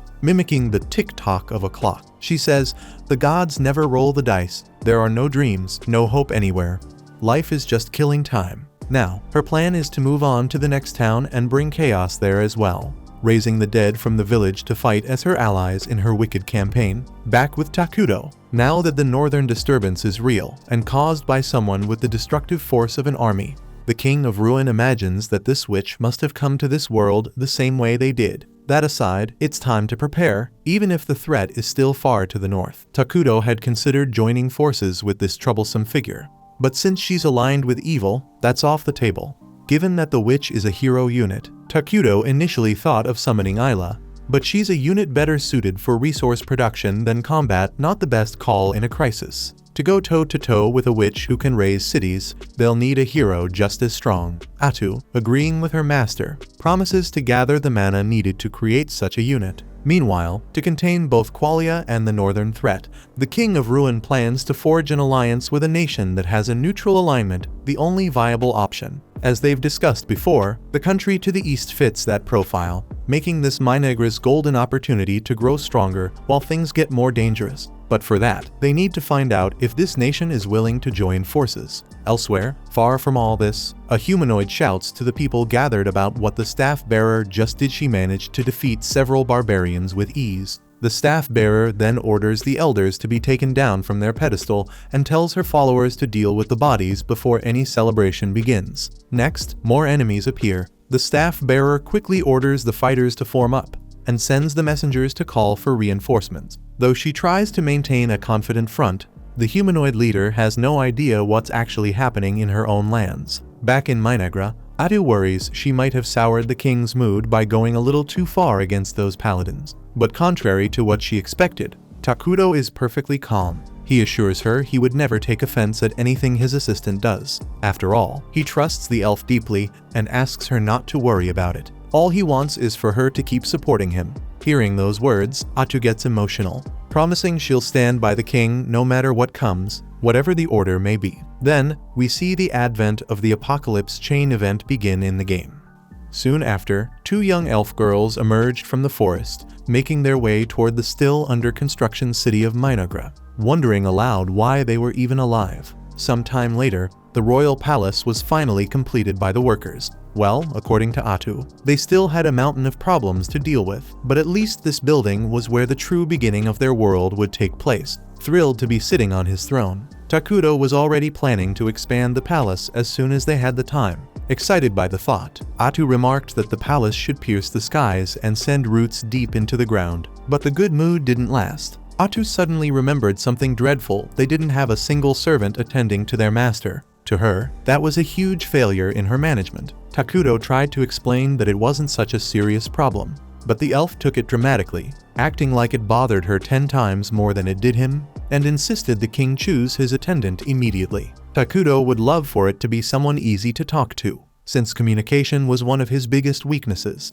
He wanted to be a more approachable king, but he could barely hold a proper conversation with the Dark Elves. That's when Lamacenta had a brilliant idea and asked for some time. Instead of feeling hopeful, the only thing Takuto could think was that nothing good ever came from this girl getting excited about something. Before long, Minagra's 3 most important Dark Elves appeared before their ruler. Without hesitation, Atu ordered Elder Molter to gather all the little girls to fulfill the king's wish. Molter was stunned, and so was Takuto. In the middle of the confusion, Atu explained that her plan was to have the girls serve as Takuto's attendants so he could practice conversation. When the elder coldly questioned the reasoning behind such an order, she cheerfully answered, "His Majesty likes young girls." Outraged at the impression she was giving the elves, the king quickly explained what he actually wanted. From what Molter gathered, Takuto wished to have innocent children around so he wouldn't feel bound by conventional thinking when speaking. Relieved, Najiv noted that children often had ridiculous ideas, but sometimes those ideas could spark revelations in adults. Nervously, Atu added another reason. The king wanted to avoid pulling too many adults away from the workforce, since they were still short on workers in several sectors. The attendants would only handle small, daily tasks that even children could manage. Najiv countered that a boy could do that as well. But Takuto quickly argued that they had to be girls because of future leadership. He intended to give more women the opportunity to study for the good of the nation. Hearing this, the Dark Elves were stunned by their leader's wisdom, leaving Takuto relieved that his desperate excuse had actually worked. Molter praised the sovereign's excellent policies, and Gia remarked on how forward-thinking this was for Minagra's future talent. Atu, tired of the chatter, simply ordered the servants to bring their daughters, and all the king could think was how he might finally improve his communication skills. The reality, however, turned out to be nothing like he'd imagined. The moment the little girls were handed over to him, they started wailing uncontrollably, giving him no peace at all. The poor man twisted in frustration as Atu explained that this was normal for children, though that didn't stop her from scolding Elder Molter for bringing such crybabies. Molter apologized, but sadly, those were all the girls in the kingdom. While Atu grumbled that they were all too frail, Gia asked if the elder had at least allowed the twins to come. Stammering, the old man admitted he hadn't. It would have been too disrespectful in his view. Lamacenta wanted to know why, so Molter explained that there was a pair of orphan twins who were certainly well behaved, but he believed they were unsuitable to serve the king. Not wanting to get into details, and fed up with the crying, Atu ordered them to bring the twins anyway, only for Najiv to reveal he'd already anticipated this. Unlike the elder, he was a sharp young man who always thought 2 steps ahead, much to the king's delight. And so, the twins were brought before Era Takumi, the king of Ruin. The younger one, with short hair, politely introduced herself as Karia Elfur, while the older was named Maria. For some reason, Adu suspected they had a dark past, so she asked Karia about the marks on her body. The girl answered sadly that it was from an illness which made the king pity her. Curiously, Karia believed she deserved it. Molter stepped in to clarify that these were scars left behind by a plague, even though the plague itself had long passed. Atu then asked about the older sister's past, and Karia revealed that something cruel had happened to her. Maria herself explained that she had eaten her mother. The shocking statement made Atu demand answers from the elder. Visibly shaken, Molter explained it had been a difficult decision. Their mother had been a proud woman, and the clan would never forget the sacrifice she'd made for everyone. From just that, Takuto felt he understood. The Mazaram clan had traveled for a long time after being exiled from their home, and the extreme hardship they'd faced forced them to make equally extreme choices, especially in the face of starvation. In Atu Lamacenta's mind, that unyielding determination was admirable, but it came with a but. Suddenly, Maria stepped forward and remarked that the king was white. He asked what she meant, but not even the girl knew how to explain it. Regardless, the sovereign asked if she was willing to take care of him, and she answered yes, smiling. With that, the King of Ruin declared that from this day forward, Maria Elfuer was a candidate for leadership in Minagra. Atu was startled that the king was holding such a proper conversation with a little girl. While Takuto asked Karia if she wasn't afraid, she simply replied that her duty was to be by her older sister's side, and if her sister wished to serve the king, then she would do her best as well. Atu decreed that from now on, the twins would work to care for the king. That night, Molter returned to the palace to share something important with the sovereign. Speaking honestly, he revealed that the twins had not cried even once since losing their mother. With hearts closed off to such a degree, the elder asked the king to treat them with patience and compassion. A few days later, Maria and Karia were hard at work as servants to the nation's supreme leader. One morning, the older sister rushed in with a glass of water for Takuto, but ended up spilling it all over him. Karia hurried to dry his majesty, though it looked more like she was sanding a wall before painting it. Atu walked in, grumbling that the two of them were still about as delicate as a herd of stampeding wildebeests, but Takuto stayed patient, asking his aide to calm down. Clearing her throat, Lamacenta announced that a meeting was about to begin. The twins would be attending, so they had better watch themselves and not cause any trouble. Once they were seated for the meeting, Atu opened the discussion on domestic affairs and asked the head of construction for a status report. Emily explained that now that the palace was complete, they had a bit of extra manpower. The lumber stockpile was steady, and the kingdom's resources were in good shape enough to start on a new facility. On that note, Atu recommended to the king that they move ahead with the building they had discussed in the last meeting. When Takuto gave his approval, she instructed Emily to begin construction on a clinic. Takuto reflected that a clinic would safeguard the health and safety of the citizens, and the cost of building it would be relatively low. Since Minagra was short on workers, Emily had also been tasked with overseeing resource management. She reported that the internal gathering of food and materials was going well, and with the king's help, the kingdom could produce daily goods they'd never be able to make otherwise. The drawback was that this process consumed mana, and the balance between spending and generating it wasn't great. Atu knew that emergency production came at a price, but since it was still a necessary expense, the only option was to keep using it while prioritizing buildings and research that would increase mana output. Speaking of mana, the king's aide requested an update on research. Elder Molter, head of that department, stood to announce that the research on military magic had been successfully completed. For now, he was the only one capable of using it, but with training, his subordinates would soon master it as well. According to him, casting powerful spells with the mana of ruin supplied by the palace would be crucial for the future. Still, he doubted it would be used to its full potential because of the king's policies. Atu admitted that was a problem. Such magic could be very useful, though not so much for domestic affairs. Regardless, she ordered the planning to move forward, officially starting research on the 6 core elements of magical technology. Takuto considered that while the kingdom leaned heavily toward magic, that came with both advantages and disadvantages. Finally, Lamacenta called for the military report. Gia Najeev reported that the army had acquired 5 new longlegs, which were currently surveying the uncharted territories surrounding the cursed lands. Unlike the forest, the entire area beyond was open plains. The goal was to remain discreet, so bold investigations were off the table for now. Since the aim was to quickly explore the surrounding areas, Atu ordered all longlegs to patrol the borders, believing that she alone was enough to defend the kingdom. The elf also formally announced the production of a new hero for Minagra. Takuto's choice was Isla, the queen of insects. The name made the dark elves uneasy, but Lamacenta brushed aside their concerns and asked about the resources needed for the summoning. Molter promised to provide a full report, but confirmed they already had the necessary lumber and rations stockpiled at the ritual site. All they were missing now was the mana. Hours later, after a round of spirited debates and resolutions, mostly between the ever-fiery Gia and Molter, the day's agenda came to a close. The king's aide asked for his thoughts on the meeting's outcome, and he decreed that everything agreed upon should begin at once, commending his subordinates for their determination. In short, Minagra would build a clinic, research the 6 core elements, and produce the nation's new hero, Isla, the queen of insects. On the way out of the meeting, Maria accidentally bumped into the king, dropping the stack of papers she was carrying. Karia quickly apologized on her sister's behalf and rushed to gather them up.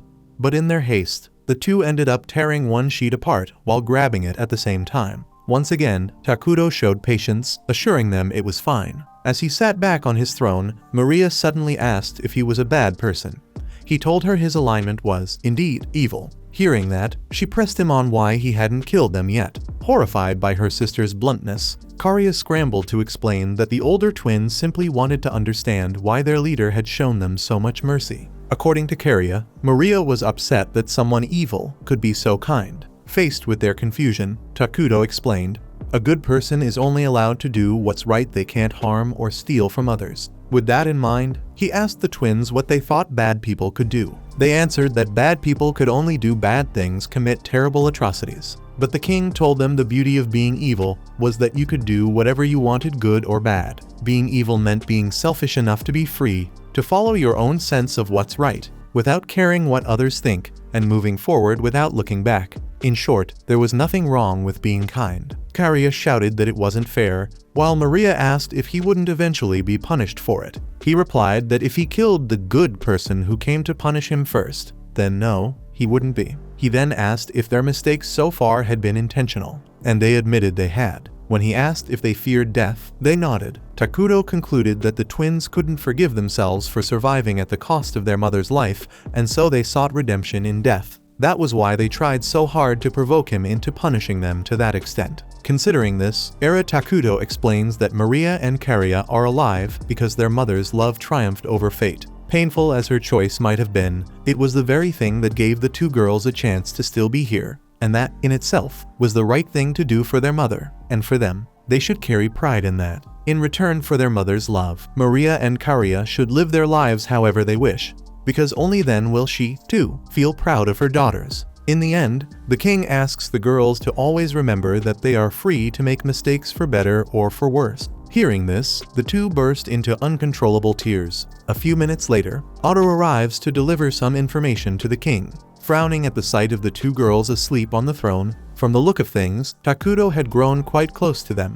Be that as it may, she reports that the city they had been investigating is called Dragonton, part of Forngon, a neutral country inhabited by both humans and beastmen. This nation is run under a parliamentary system led by shamans known as staff bearers. As a multiracial and multicultural city, Takuto believes its diplomacy holds promise. However, Dragonton's isolation will make trade and the supply of goods to Minagra costly. On that note, Atu Lamacenter reveals that the city holds a dragon vein mine, a powerful source of mana that should, if possible, be brought under Minagra's control. At the moment, Dragonton is on high alert due to attacks by goblins and ogres.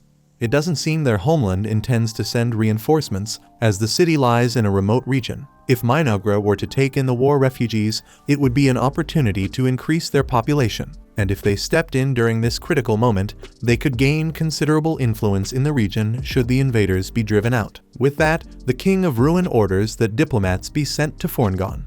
Sometime later, Atu Lamacenter runs into a delegation from Dragonton, accompanied by other representatives of Minagra. Halfway to those lands, their dark auras send shivers through the locals. Terrified, one of the warriors at Tanukapoli's side almost loses control, until the leader quickly orders her men to restrain their instincts. Atu tells her subordinates to fall back and remain on alert, while the Dragonton envoy grows increasingly tense with the heavy atmosphere settling in the air. Suddenly, young Pepe steps forward and insists on handling the situation himself. With his peculiar brand of cheerfulness, he greets the sinister beings and casually asks their names. Ado quickly hides her tentacles, and Tanakapoli burns with rage at the brat's boldness. Once tempers settle, the elf walks alongside the cow in the forest, surprised to learn that she too has sought an audience with the King of Ruin, especially since Minagra had only just dispatched a delegation to Dragonton. Pepe confirms that this was the very reason they bumped into each other by chance along the way.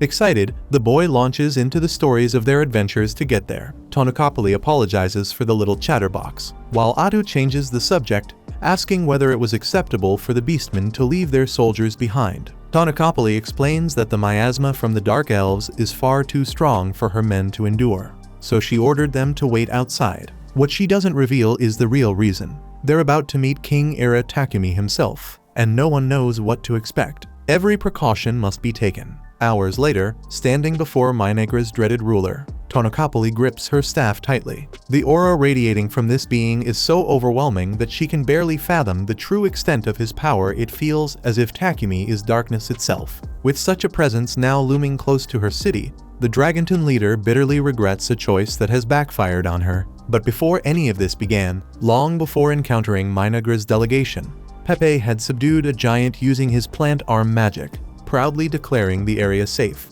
Around him, allies praised the young high priest's cleverness, and rather than shy away from the admiration, he demanded even more applause. Of course, the giant soon broke free from its leafy prison and attacked again. At that moment, Tonokapali appeared and combined her plant arm magic with her swamp spell, tightening the giant's restraints. With their foe fully exposed, the sorceress ordered the warriors to finish it off. After the battle, the cow cracked her staff over Pepe's head when he dared call her grandma. She was, after all, still a young and healthy woman of only 240 years. Besides, as the only youth in the city wielding a staff, the boy ought to act like a leader instead of clowning around. To be honest, the seasoned mage worried about his future, especially now that they were about to venture into the cursed lands. Pepe, who hadn't even realized that was the plan, got another scolding for his ignorance. She reminded him that the elders had seen signs of an impending apocalypse emanating from that place and ordered them to investigate. If the barbarian raids on Dragonton continued,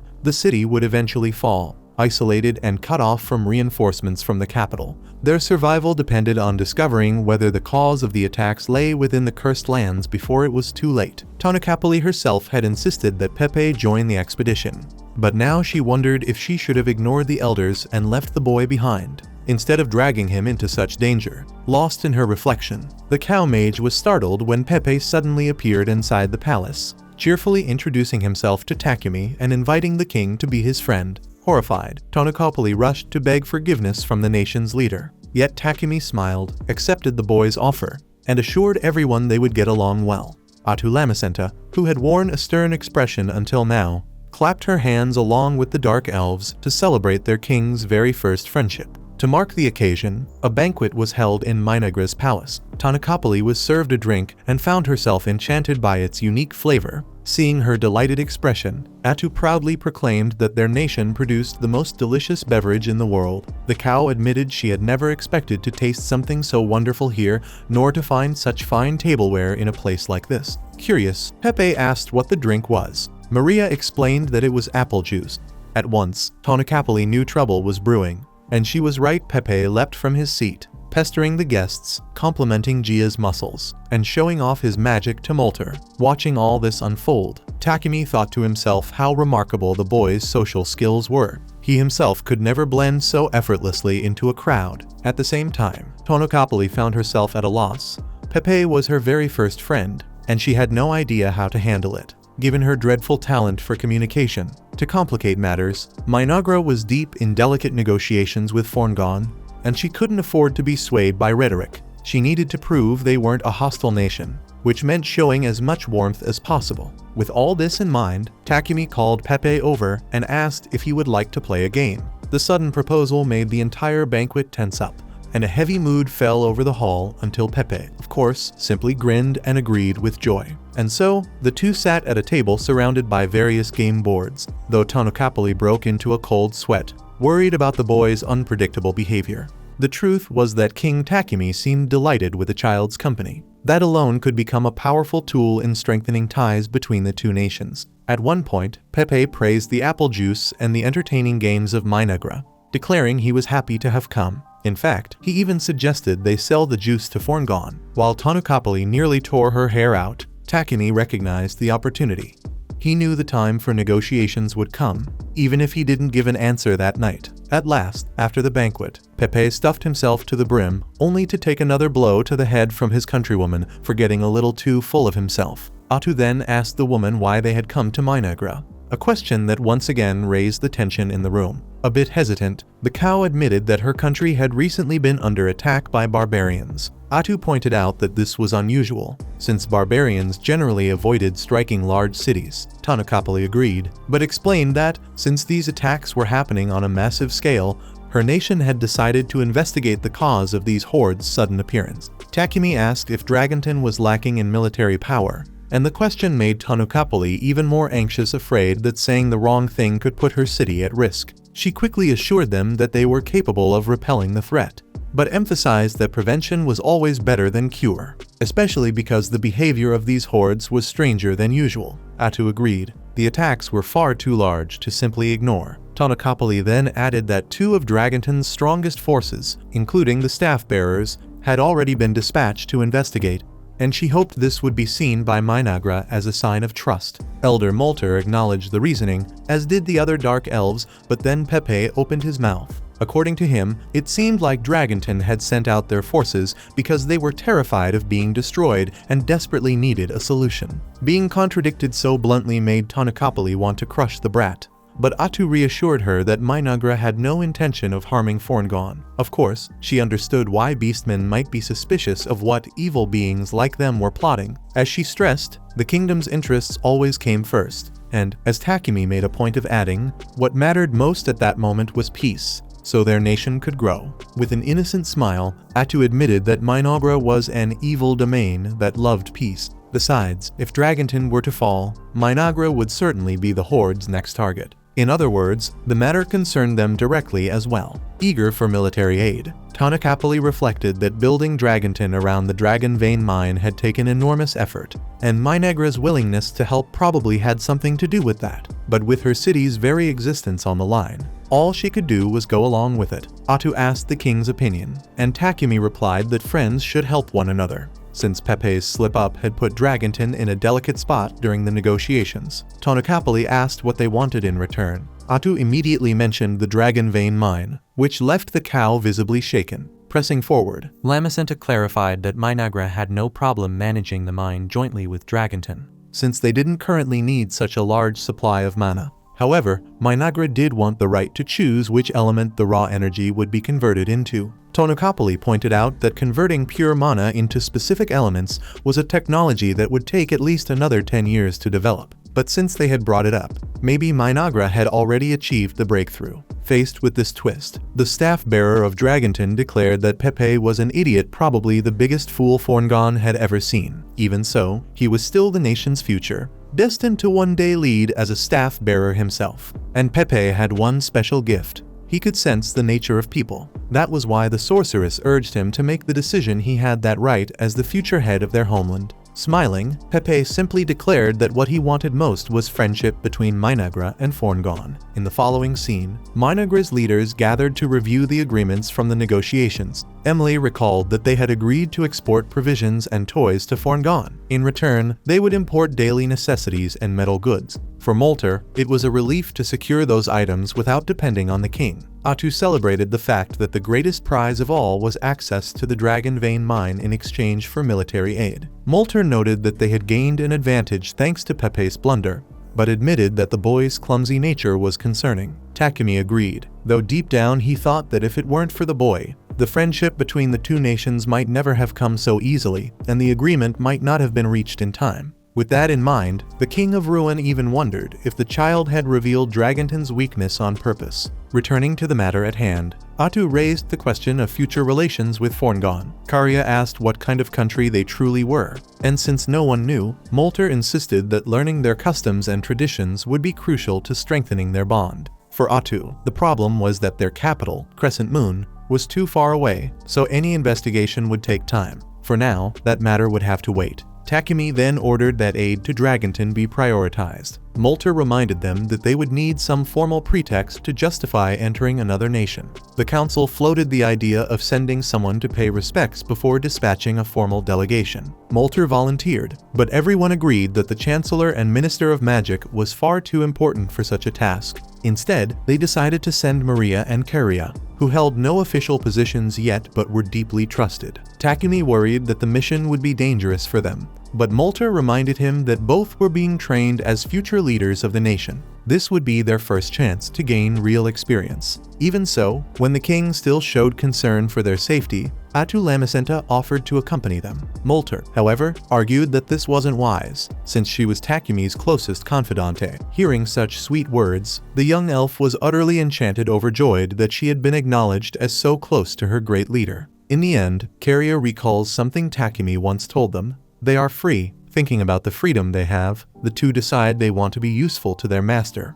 And so, they're willing to take whatever risks await them in Forngone. After much insistence from the girls, Takumi finally gives in and accepts their proposal. Eda, however, can't help but feel jealous, watching the man she loves yield to the sweet, persuasive pleas of other women. On top of that, Emily points out that it would be madness to send just the two young women alone into a nation at war, but the king already has someone in mind to escort them. After the meeting, Takumi settles back into his throne, trying to unwind after such heavy discussions, but Atu refuses to spare him from her wave of jealousy. She makes it perfectly clear that she won't stand by and watch any more intimate moments between His Majesty and his favorite little girls. The poor king, of course, scrambles to justify himself in every way he can. Speaking of those two, they soon appear on the scene, advising him to simply tell Atu what's really on his mind. And so, Takumi approaches his most loyal aide and thanks her for always thinking of him. Era had been brooding over recent events, which ended up worrying her friend.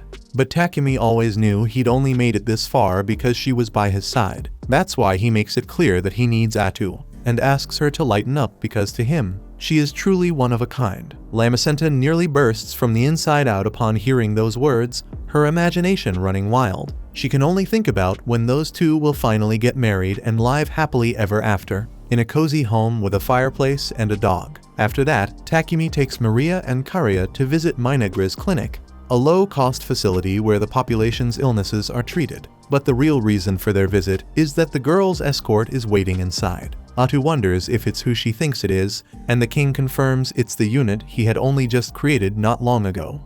As the three figures drew closer, Karia's face tensed with fear, while Maria's lit up with excitement. Yet, despite their eerie appearance, the trio behaved in a silly, almost childlike way, brimming with enthusiasm at the chance to meet King Takuto. Their joy was so disarming that Atu gave her approval, and the king explained that he had created them as a precaution to be ready for the worst. Still, he'd let them live freely, believing they would be perfect for such a role, though he never imagined he'd actually need them so soon. Even so, Karia, still uneasy, asked who they were. Takuto replied that they were combat medics healers capable not only of treating wounds and illnesses, but also of fighting and protecting the two young elves. On behalf of the king, Atu Lamacenta then announced that the medics would accompany Maria and Karia to Dragonton, charged with defending them as well as observing the culture and current state of the land. The mention of such a human-like mission blending culture, observation, and protection sent the trio into even greater excitement. Their bizarre behavior left the elves bewildered, but the doctors swore they were exemplary human beings, born for tasks like these. Their spontaneous little performance completely won over Maria,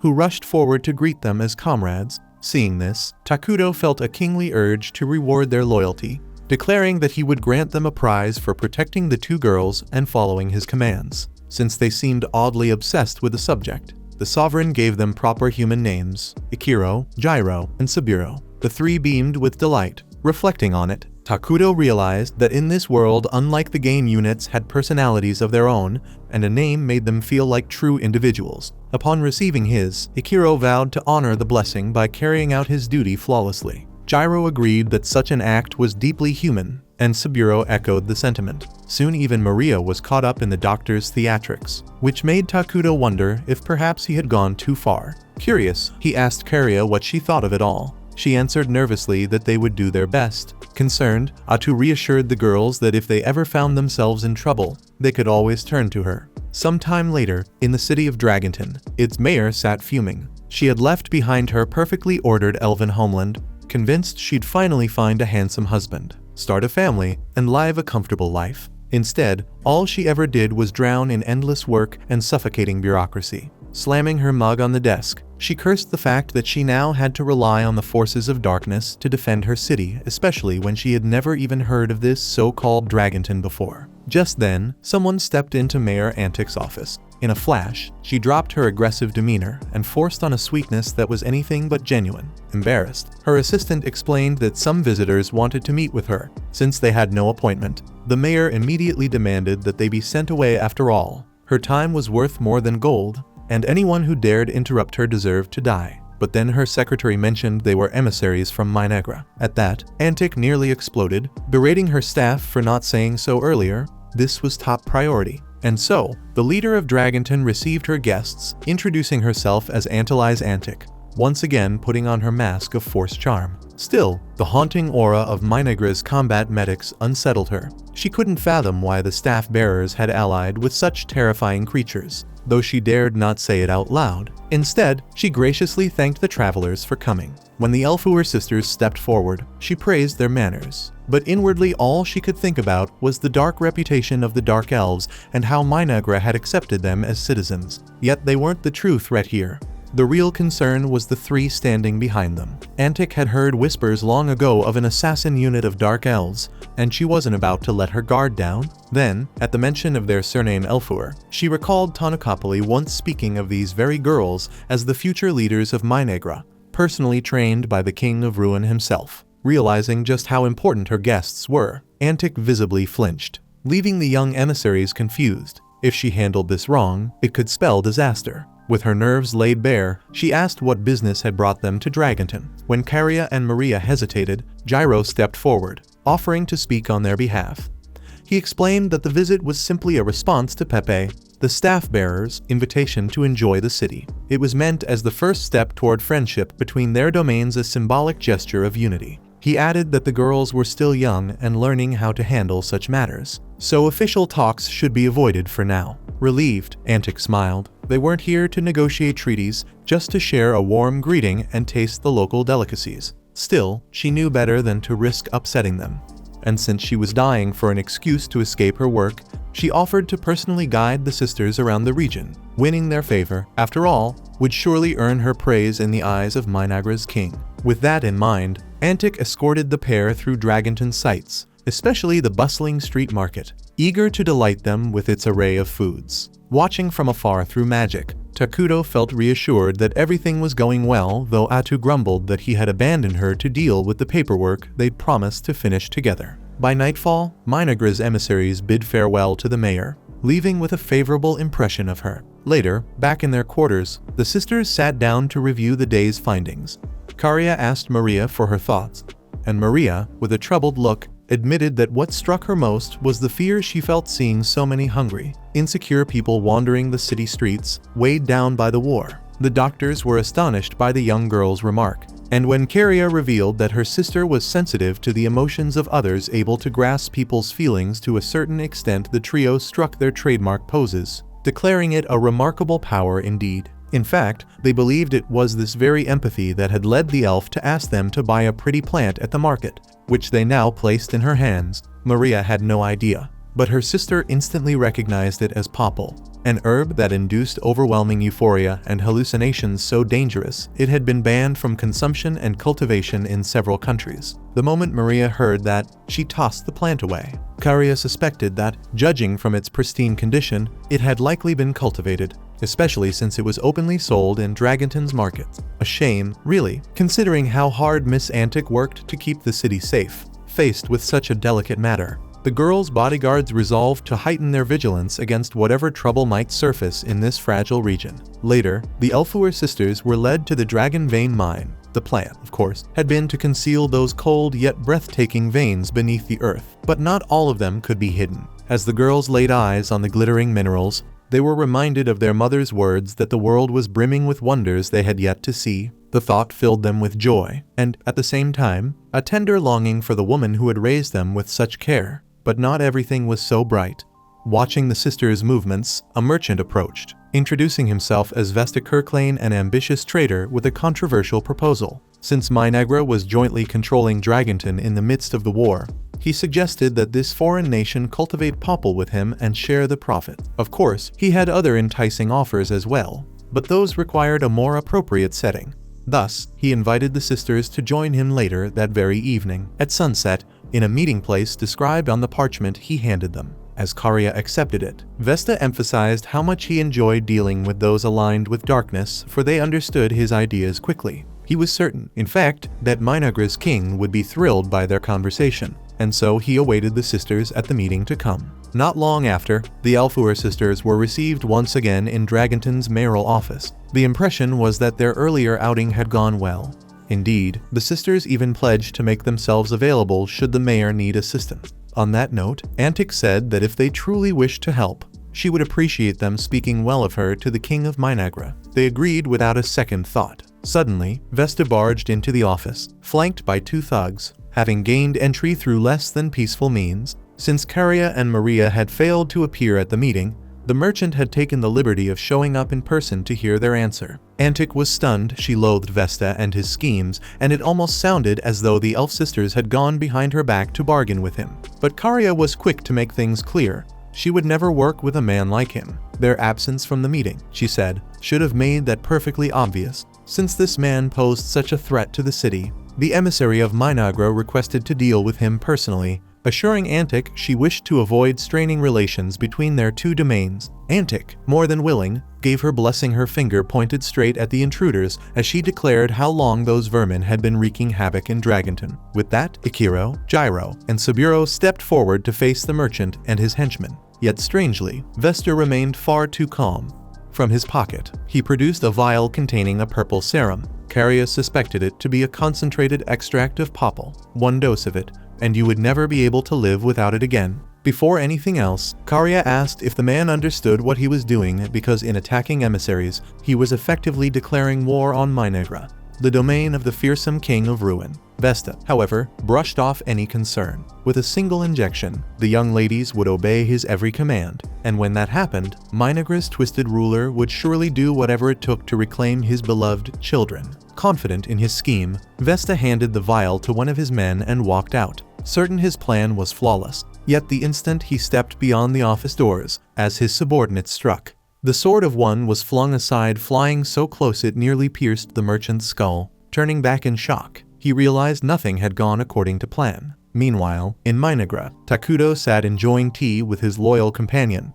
He marveled at how useful these units he had created were proving to be in this world, and Atu agreed wholeheartedly. Soon after, Emily arrived, curious as to why the kingdom had dispatched doctors as bodyguards for the emissaries when warriors might have sufficed. To this, Lamacenta explained that those combat doctors loved humans, half humans, too so much that they had developed unique abilities. In truth, they were known as brain eaters, as skilled in healing as they were in killing. Should it come to that, though they adored humans, they could never truly become one, and that unfulfilled desire had grown into a dangerous obsession. Back in the mayor's office, Vesta stood horrified at what had become of his men. The 3 brain eaters revealed their true nature, planning to strip the flesh from the dead so they might resemble humans even more closely. The merchant demanded to know what these creatures were. With unshakable conviction, they answered, "We are human." Just like the merchant, even Antic could not stomach the sight. She collapsed to the floor, overwhelmed by despair in the face of such a grotesque horror. Maria gently strokes the mayor's head, trying to console her, while Caria orders her subordinates to finish it quickly. Vesta argues that the elf shares his same alignment, as if that alone were reason enough for him to be spared. But the girl makes it clear that the two are not in the same position. What's more, Vesta showed open contempt for Minagra's beloved ruler, a crime that could never be tolerated. By declaring himself an enemy of the nation, he must now be eliminated as one. Finally, just as Takudo had once told her and her sister, Caria recalls that evil people are free, that is their nature. And so, with the king's approval, she chooses to exercise that freedom by putting an end to this opponent. Near death, the merchant begs for his life, but the elf coldly commands the mind-eaters to live up to their name. After the massacre, the healers drape themselves in the skins of the fallen men, feeling more human than ever. Caria apologizes for leaving the mayor's office drenched in blood, then politely asks if she can cover the cost of the cleanup by relieving her guests of this debt. And seeing Caria's pure and simple joy at the gesture, Antic cannot believe this little girl can remain so carefree in the middle of something so grotesque. The unease that comes with that realization terrifies the poor mayor so much that she ends up wetting herself on the spot. Noticing the awkward scene, the mind-eaters promise to urinate as well, so that their ally would not have to suffer such humiliation alone. But Caria dives at the 3 with a flying kick, stopping them before they can commit such an atrocity. And so, after witnessing one insanity after another, Antic begins to understand that her days of peace are still far from returning, even with Minagra's help. The one who can't catch a single moment of peace either is King Takudo, who, believe it or not, is getting absolutely chewed out by his assistant for giving those 2 brats way too much freedom. To make things worse, even though he was watching from a distance, the guy decided not to step in during that atrocity because he was afraid of being too harsh on them, and now the damage is already done. According to him, they're at a difficult age and can't just be contradicted at every turn. Atu, furious with the ruler's foolish attitude, fires back, asking if he's one of those fathers who leaves all the scolding to the mother while he plays the cool dad just to avoid fighting with the girls. Meanwhile, Lamacenta questions what the girls were thinking when they decided to conspire with Takuto to cover up the truth. With no answer to give, the king's right hand shifts her fury toward the three so-called doctors who are nothing more than maniacal butchers that apparently skinned people alive right in front of Dragonton's mayor. Despite the elf's foul mood, the lunatics cheerfully claim that they've now become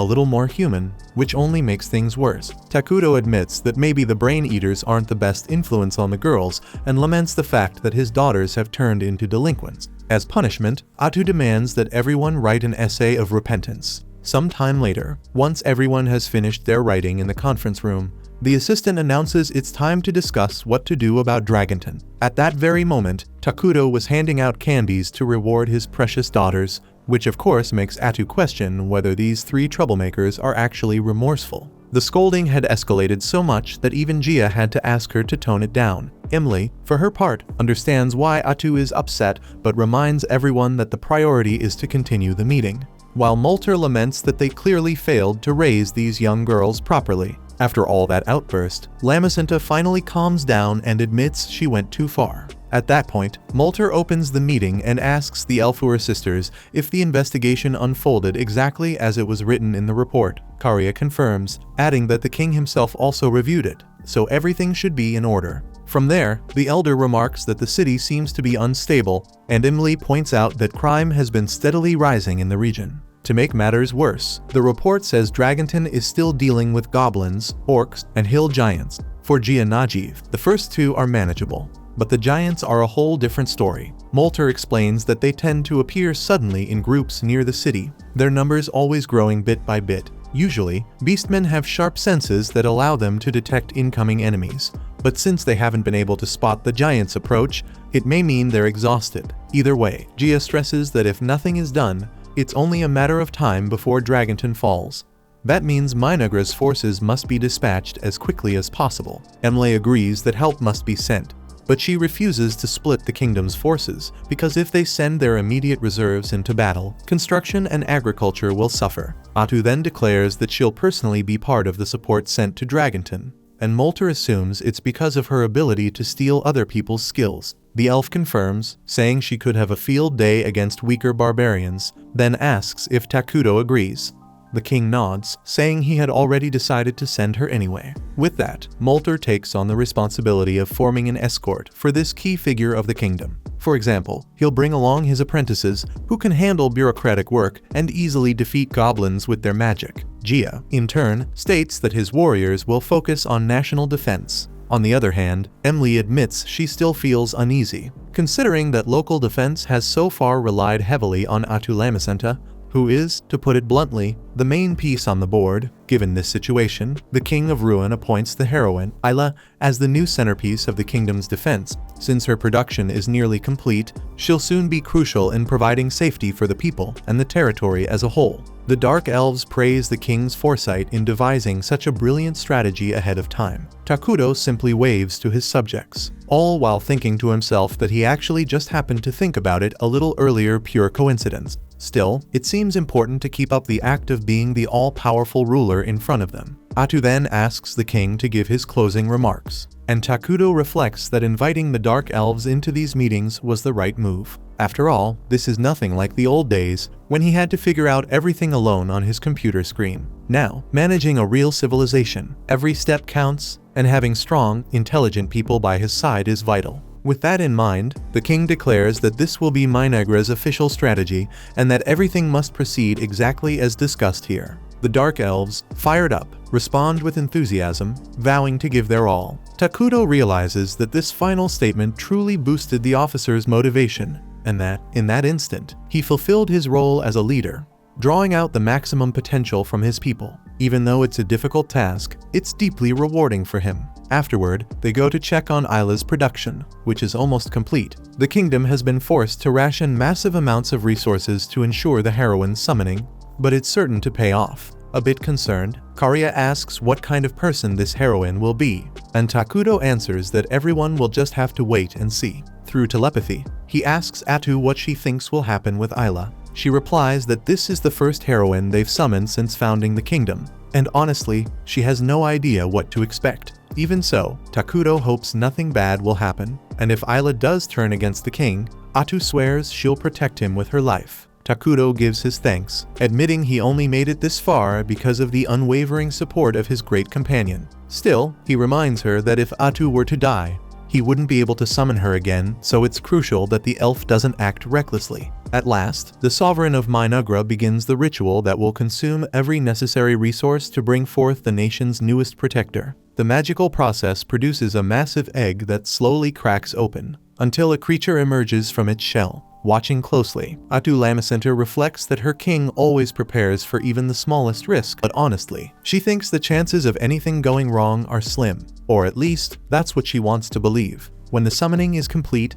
Isla lets out a roar that stuns every citizen gathered to witness the ceremony. With a surprising sense of formality, the giant creature declares the honor of being granted such a splendid audience for her arrival. She introduces herself as Isla, ruler of all insects, and confesses that her entire body trembles with pure joy at the chance to serve her master once more. Takuto is taken aback that the insect recognizes him, while Atu insists on questioning whether Isla is truly being honest when she says it's an honor to serve the king. To the elf's surprise, the queen of insects not only remembers her as well, but even strokes Atu's head, teasing how adorable she looks when trying to act tough. In any case, Isla assures them she isn't lying. The days she once spent alongside Takuto are etched into her very being. And one thing she recalls clearly is that he was the only one ever able to draw out her full power. That she could never forget. And, she adds, Atu had always been Takuto's favorite among favorites. Changing the subject, Isla asks her master to explain the current situation, so the boy invites her to the palace for a proper conversation. Later that night, Isla learns every detail about what has been happening in Minagra. Takuto admits there's much he doesn't understand, but thanks to Atu's help, he's managed to get this far. Atu replies that if she'd been on her own, she would have ended her own life, a tragic thought. Though not shocking between the two, who now share glances filled with an unspoken passion. Isla comments that she doesn't want to play third wheel, but she's already understood the essence of it. Her duty is to protect this peaceful nation in these unfamiliar lands, while Lamacenta's mission is to strike down Dragonton's enemies. Hearing that reminder, the elf bursts into tears. Knowing she'll miss her beloved king, Takuto responds that he'll miss his dear friend as well. But right now, she's the only one he can rely on in such a difficult time. Speaking honestly, he admits he worries about not being able to communicate well with the Dark Elves without her by his side. Overwhelmed by her chief's sincerity, Adu replies that the two of them have always been together since the day they arrived in this world. When they embrace, Isla quickly realizes she probably shouldn't be watching this moment. The next morning, the delegation bound for Dragonton bids farewell to the people of Minagra. Though it's painfully difficult, Atu manages to part from her king and sets out on her mission. From now on, Takuto must rely on Isla to guard the nation, and the Queen of Insects promises to do her part so he can enjoy this new game with peace of mind. But in truth, the boy already seems lost within minutes of being without his ever-reliable assistant. Isla notices he looks like an abandoned child and asks when exactly he plans on waking up for real, since he still seems half asleep. From behind the throne, Karia and Maria chime in that their ruler never wakes before noon, and if he doesn't wake on his own, someone has to drag him out of bed, otherwise his muscles will probably waste away before he does anything useful. From this, Isla concludes the king really is a big baby, but she makes a point of telling him directly.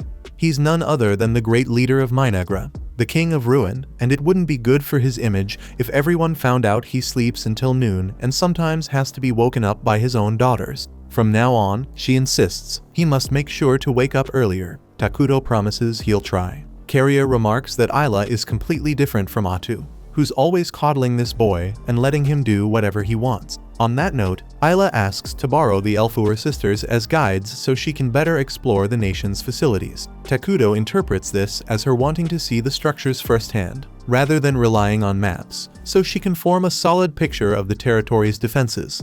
He grants her request. Before leaving, Ayla reminds him that soon the people will come seeking the king's approval, so he must keep his composure. As the three head out, Emily arrives at the palace with a request for the king to approve the division of the kingdom's workforce. Lost without Atu, Takuto signs the document without even reading it. Though to avoid seeming careless, he advises the Minister of Internal Affairs to cut back slightly on the harvest labor and reassign workers elsewhere. Right after, Gia Najeev shows up with another document to approve, and Takuto steels himself to finally act like a real king until Atu returns. Meanwhile, Ayla asks the Elfur sisters what they know about the nation's facilities. Karia points out the government office, where reports are filed and paperwork is handled. Suddenly, Emily rushes over, exasperated, to say that Gia has broken the training equipment again, and she's tired of having to keep adjusting the budget just to repair his constant blunders. On top of that, she confesses she's overwhelmed by the absence of Molter. Ayla gently strokes the elf's head in comfort and promises to scold the general later. Speaking of the officer, he storms through a line of recruits in a fit of fury, shattering each of their wooden swords with a single strike. According to the formidable Gia Najeev, not a single one of these men is ready to defend their homeland, which means he'll have to train them all from scratch. In the middle of this, Ayla steps in, reminding him that before drilling his men, Gia needs to recount his stock of equipment. Nervous, the elf starts stammering as he tries to explain himself until the insect gently pats the general's head and tells him that being so obsessed only proves his immaturity. If he truly wants to protect the king, he must keep a cool head. Gia grumbles that his authority could be undermined if he keeps receiving such head pats, but it's obvious he doesn't really want the heroine to stop. Suddenly, the dinner bell rings, and the Elfur sisters invite their new friend to join them. Once in line at the dining hall, the heroine is offered a special bowl the elves had borrowed for their visiting envoys. Ayla, however, thanks them for the gesture, but insists on using the same dishes as everyone else. After all, she believes she can only call herself a true heroine if she shares the same perspective and the same feelings as the people. Just then, Maria whispers something to her sister, and together they present the insect queen with a plate and bowl crafted especially for her, with the heroine's face carved into the wood. This way, she could eat with the same dishes as everyone else, but with a personal touch made just for her. Overjoyed by the sisters' thoughtfulness, the insect embraces them in her arms and promises to treasure the gift for the rest of her life. Later that night, Ayla patrols Minegra, mulling over defensive strategies for the territory, until she hears Karia and Maria crying. She immediately goes to them to find out why they can't sleep. Through tears, they explain that they always dream of joyful moments with their mother, memories that warm their hearts only to wake and realize it was nothing but fantasy, leaving them with a bitter emptiness. From the beginning, whenever one woke in the middle of the night in sorrow, the other would wake too, so they wouldn't have to endure it alone. Even so, those dreams have been coming less often than before. This was the first in quite some time. Despite the strength the sisters had shown, Ayla decides to sleep beside them. The comfort feels so maternal. The girls experience a peace they hadn't felt in ages. When morning comes, the heroine goes before the king and explains that after speaking with Emily about the kingdom's internal affairs, she has decided to recommend building an education facility to strengthen research. On top of that, she suggests planting living thickets to safeguard the nation, since they can deal heavy damage to intruders. She adds that this decision came from a conversation with Karia the night before. The elf had expressed her desire to learn more so she could be useful to the king, and that thought stirred the insect's mind, pushing her to come up with new ways to fortify Minegra's defenses. With that said, Ayla asks about Atu's situation. Takuto then activates his far sight ability and sees his aide alone facing down a horde of enemies advancing on the walls of Dragonton. It didn't even take the horde getting close. Muddy Atu handed out her welcome card by slaughtering the enemies with terrifying ease. Even the city's mayor was left speechless, jaw hanging at such a grotesque sight, though she was still grateful, of course. Seeing what that woman was capable of, Antelize made sure to remind everyone that she had treated the Elfur sisters with great kindness, and that now their two nations were allies. But since the mayor was clearly on edge, Atu told her to go rest a little and leave the rest to her. So, when Antelize finally went inside to calm down, Takuto's aide could only think how much she wished she was already back in Minagra. With the problem dealt with, Atu was served a drink in the shade. Molter remarked that they were getting along surprisingly well with the locals. Honestly, he had expected the citizens of Dragonton to be far more afraid of them.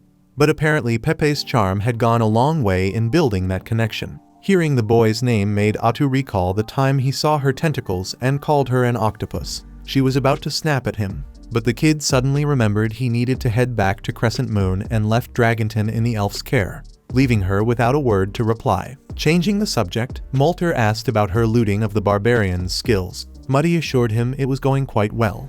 Despite being weak, the group had surprisingly decent abilities. The old man mused that the king would be delighted to hear that. Atu agreed she'd already been praised for it once, and when she got back, she planned on asking for even more praise. Suddenly, Dragonton's defenders spotted a hill giant approaching. The fact that they hadn't detected it sooner was bizarre. Even Molter hadn't sensed any mana being used. Atu wanted badly to uncover the trick behind these sudden appearances, because at this rate she'd never make it back to Takuto's side. In the middle of this, Antelize rushed over, breathless, to warn about the giant's arrival and said she was preparing the archers. But Atu simply told her she could handle it alone. The mayor tried to protest, but the heroine of Minagra had already shot forward at high speed, leaving the woman talking to herself. Either way, Molter assured the others that the hill giant was far too weak to be a challenge for Atumudi. Still, the old man was tired of just standing back and watching the elf fight. He figured it was time to put his old bones to work. Resolved, he invoked the Land of Ruin, a spell that caused a cloud of smoke to burst near the hill giant. Facing the creature, Atu quickly realized Molter was the one behind it. The enemy choked painfully as the smoke filled its lungs. Not only did the haze weaken opponents inside its reach, but it also buffed allies. Atu became even stronger than she already was. And so, with no chance to defend itself, the monster was cleaved clean in half by the sacred sword arts of Atu. After the enemy fell, she noticed it had dropped a few gold coins as its corpse vanished. Atu immediately reported this to King Takuto, saying it was the first time she and Elder Molter had ever seen such a thing. In fact, Molter swore he'd never seen those gold coins before. Hearing this, Takuto used his vision-sharing magic to analyze the object and recognized the crest stamped on the coin. It belonged to the brave conquerors. Right then, the Demon King's army began advancing toward Dragonton. Watching the movement unfold, Takuto muttered that their enemy was an RPG. Far away, soldiers of the Holy Kingdom of Qualia, led by Saint Selena, were stunned by the devastation a witch had wreaked on a small town. While attempting to rescue survivors, the men were suddenly wiped out by a dark spell that gave them no chance to react. The one behind the massacre then appeared, Irakino, the devouring witch. As she walked forward, she sang her eerie tune, "Life is just killing time. We die and die, so let's have fun dying again." Unfazed by the grotesque presence, the saint recalled that Qualia had already passed divine judgment on this foe 17 times, each a success thanks to the kingdom's sacrifices. So how, she wondered, was Irakino still alive? The witch laughed, claiming she really had died all 17 times, and even she didn't know why she was still here. Despite her childlike, small frame, Irakino insisted she was powerful, even if she had been slain again and again. Selena pressed her, asking what she was plotting, and whether her strange power had something to do with her endless resurrections. But Irakino had no patience for questions. She cut the conversation short by reviving the village's dead, including the saint's own soldiers, turning them into zombies to attack her. Even so, Selena couldn't hesitate now. She raised her staff, ready to live up to her title, the Blooming Burial. With a thunderous blast of fire magic, she disintegrated all the undead around her, unleashing such overwhelming power that even Irakino couldn't hide her fear. Without mercy, Selena charged, driving the sharp tip of her staff straight through the witch's stomach. It was the 18th time Irakino had been killed. The saint knew she would return eventually, but at least this bought the kingdom precious time to prepare. Heavy with sorrow over this endless cycle of pain and death, Selena looked up to the heavens and asked Holy God Arlos what was happening to this land. Back in Dragonton, a soldier ran to warn the mayor of an enemy army's approach. Speaking to Atu through telepathy, Takuto explained that their enemy was none other than a JRPG that had been widely played recently, Brave Conquerors. In that game, you played as the hero, embarking on a grand adventure with your party to defeat the final boss, the Demon King, and save the world. It was a legendary title, known as the father of all computer RPGs, and the reason Minagra's scouts couldn't detect the enemy's arrival. In that game, There were no warnings for random encounters with foes, something their enemies were now using to their advantage. Hearing the conversation, Isla feared there might be other beings like this one, but she never expected them to come from a different type of game. Takudo, however, replied that the chances were actually quite high. From the information they'd gathered from the Paladins, they'd learned of a unit that had never belonged to the Eternal Nations. Isla then asked if her master had ever played Brave Conquerors before, because if he had, it meant he already knew how to defeat these enemies. With that in mind, the king explained to Atu how they could win this war. Meanwhile, inside the Demon King's castle, the Sovereign of Darkness commanded his troops to crush the enemy. Near the walls of Dragonton, Frozen Rock asked Flamejoe if the king had given any specific orders. The Fire Beast answered that it was the same as always, nothing new, and that they were free to use whatever monsters and tactics they wished. With that reassurance, the Ice Giant promised to fight in a way worthy of the trust placed in them. He even pointed out how fortunate the army had been so far. The moment they were summoned into this land, the local goblins and orcs had rallied to the Demon King's banner. For Flamejoe, this world might look different, but the majesty of their Dark Lord still reigned supreme here. Frozen Rock agreed after all. Only the Demon King possessed what it truly took to rule the world. Still, the giant couldn't help but ask about the ambitions they once had for the world they'd come from. Flamejoe brushed it aside, saying it no longer mattered. The only priority now was to obey their ruler's commands. Frozen Rock withdrew his words and apologized. Soon after, he rallied the troops, ordering them to attack Dragonton with full force, to offer the despair and suffering of its people to the Demon King. As the army advanced, he asked Flamejoe what his part in the battle would be. His companion left him with the honor of leading the charge. Thrilled at the opportunity, Frozen Rock rushed to the front lines, while Flamejoe slipped away to pursue his own personal goals. On the battlefield, Frozen Rock and his warriors pushed toward the wall until Molter's smoke spread across the land, choking the army. The giant quickly noticed that the orcs and goblins were suffering under the spell, while pure demons like himself were actually growing stronger. That convinced him the magic had come from someone aligned with the forces of evil. When a soldier suggested it might be the hero's doing, Frozen Rock silenced him, furious at the mere mention of that name. Just then, Atu Slimeborn appeared, killing the mage instantly with a lash of her tentacles. She then realized she was standing face to face with Frozen Rock, one of the 4 generals. Curious, the giant demanded to know who she was. Atu introduced herself as a unit from the 4X strategy game Eternal Nations, loyal to the mighty Ruin King, Iratakudo. Her name was Atu Slimeborn, the one tasked with eradicating all who dared to challenge Minagra. Up on Dragonton's wall, as archers rained arrows down on the enemy army, Mayor Antali's Antic ordered the citizens to evacuate toward the northwest blocks. Once an escape route opened, everyone was to abandon the city. Molter interrupted, saying there was no need to go that far after all. Minagra stood by her side,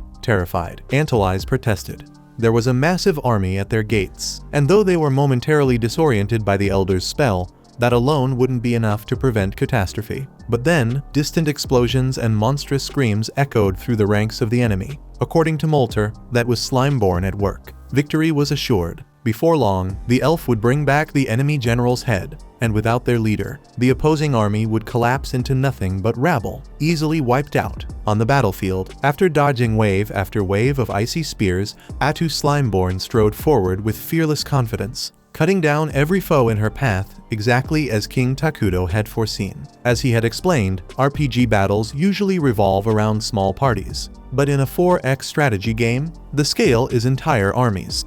That meant a single unit's attack targeted an enemy's whole force, giving Minagra an overwhelming advantage. Even if Atu was facing an entire army alone, they were no match for her. Her gaze radiated absolute certainty of victory. Frozen Rock demanded to know why she was interfering at all. She was evil too, wasn't she? Shouldn't she bow to his lord so they could wipe out the humans together and build a world solely for demons? Atu laughed softly. That's going to be tough for me, she said. I already have mountains of work just trying to build a single nation. And now you're talking about ruling the entire world. You must really love paperwork. Frozen Rock tilted his head, not understanding the word. Atu smirked clearly. This character's backstory hadn't been fleshed out very well. After all, who really cares about a mid-boss once he's defeated? She went on to reveal that this very unit had been beaten countless times by the hero of her game. The words struck deep, and memories of merciless defeat flooded the giant's mind. Blinded by rage, he lunged at her without a thought for tomorrow. Atu blocked each strike with ease, She was delighted to have made him remember what he truly was, and seized the chance to taunt him. How did it feel, knowing he existed only to be defeated? Still in denial, he bellowed that he was Frozen Rock, General of Ice, crusher of all who dared oppose the Demon King. Atu only laughed. There's only one king in this world, she declared, and his name is Era Takudo. Then she dared him to unleash his strongest attack before suffering a pitiful defeat. Frozen Rock roared and conjured the glacial decapitation, convinced it would turn the tide. Atu, calm and composed, replied, "An attack that flimsy could never touch me." However, to the elf's surprise, her feet are suddenly frozen, and she ends up taking a hit on the shoulder from her opponent's axe before crashing to the ground. Ice Boulder thought that would be enough to finish Atu off, but instead, enraged by the wound and having survived the enemy's strongest blow, Lamicinta lashes out. Its tentacles pierce the target's body in several places, killing him on the spot. With his dying breath, Ice Boulder utters his final words, "Long live the Demon King." Even in victory, Atu feels ashamed of having been struck, especially considering she's none other than the chosen heroine of Era Takudo. Still, she calmly regenerates from the damage, though she sulks like a child over such a clumsy mistake. At least she managed to steal Ice Boulder's most powerful technique, the glacial decapitation. She quickly realizes how absurdly overpowered the skill is, since it guarantees her opponent will be frozen. In the end, she reflects that this is what it means to face enemies from a completely different type of game. These opponents fight with mechanics that don't belong to Minagra, which could turn into a much bigger problem in the future. Either way, the elf reminds herself it's time to file her report and informs her master that she has defeated one of the 4 generals. And right at that moment, she learns that Flamejo has begun his assault on Minagra. At that moment, we see a commanding man standing atop a fortress wall, gazing out over the magnificent land below. Leading his troops, he is certain that all of this will soon belong to him. Back in Minagra, a soldier rushes in to warn the king of the enemy forces' approach. Yet Era Takudo already knew they could never set foot in his domain without him sensing it. It was one of his innate abilities. Isla steps forward, declaring that she will escort the king and the Elfuer sisters to the residential quarters, while the soldier must return to his post at once. Worried, the Elfuer sisters ask if things are truly that bad. The heroine reassures them. Everything will be fine. After all, they have Isla and Takudo to protect them. Still, the insect admits she hadn't anticipated such a direct attack on Minagra, and the king agrees. According to Isla, there's a chance that their opponent, the Demon King, could be a player just like Era Takudo. But for the King of Ruin, it doesn't matter in the slightest. Whoever this rival is, there's no longer any chance of peace between them, not after Minagra crushed one of his 4 great generals. From this point on, the enemy must be crushed with overwhelming force. Once they leave the palace, Takudo and the heroine stand side by side, reviewing their forces to craft a strategy. For now, he has Isla, the Queen of Insects, bearing her title as the heroine of defense. She is to serve as the primary shield of the King of Ruin's realm. Beyond her, Minagra can also rely on Gia Najiv, leader of the Dark Elves. Though their numbers are few, their morale is high. The Brain Eaters number only 3, but each one possesses special healing abilities, making them invaluable in battle.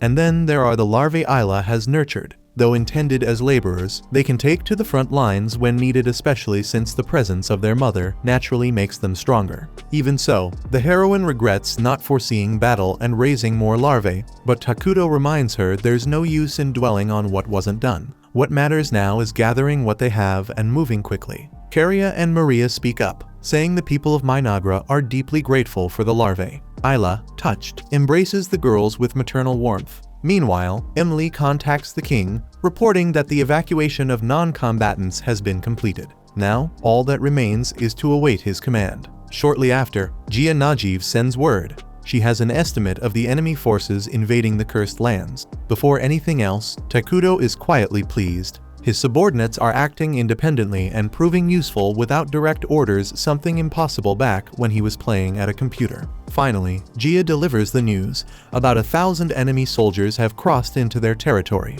Alongside familiar goblins and orcs, there are grotesque new creatures among their ranks. Takudo orders Gia to focus on defending the area around the capital. He suspects that one of the great generals may be hidden within their forces. Smiling faintly, he begins shaping a plan to deal with that threat. Seeing his expression, Isla believes her master has already settled on a strategy. Takuto confirms it's time to show these so-called RPG players what it means to face the strengths of a true 4X game. Ayla assumes he's referring to emergency unit production, a common tactic in strategy games, which would indeed be one way to balance the numbers. But that isn't what Takuto has in mind. Instead, he pours all of Minagra's mana reserves into the Queen of Insects, granting her the strength to level up and unlock devastating abilities enough to face even a great general if need be. Among them, predation and parasitic eggs, powers she acquires at that very moment, bestowed upon her by the master of the cursed lands. Ayla is honored by the trust her king has placed in her. Takuto explains that after the battle in Dragonton,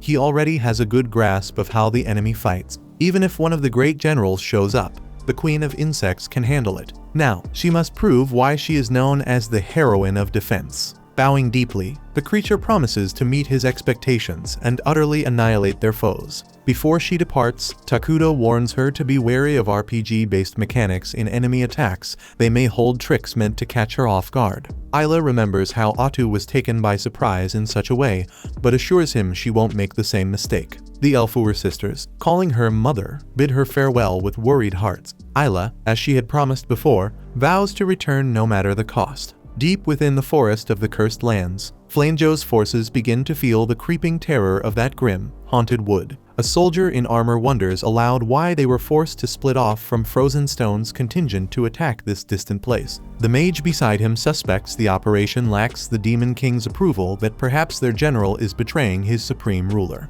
After all, the mage recalls, something was different for their leader and the king when they all first arrived in this strange world. Suddenly, a comrade stumbles out from the underbrush, his face twisted in agony. Hideous lumps bulge across his body, shifting grotesquely beneath the skin. It is as if he were racked with some dreadful illness or consumed by a sinister magic. All of a sudden, the bulges burst open, revealing themselves to be the larvae born of Ayla, the Queen of Insects. From that moment on, the forest was swarming with those vile creatures, crawling restlessly through the undergrowth. The demons decided to retreat, unsure of how to deal with such a threat, until the voice of the Insect Queen echoed through the forest. Her colossal form didn't appear, but her presence was undeniable. She scolded the cowardice of her enemies, calling it shameful. After all, they were soldiers of the Demon King's army, and they should have shown more confidence. Enraged, the troops demanded that their enemy reveal herself.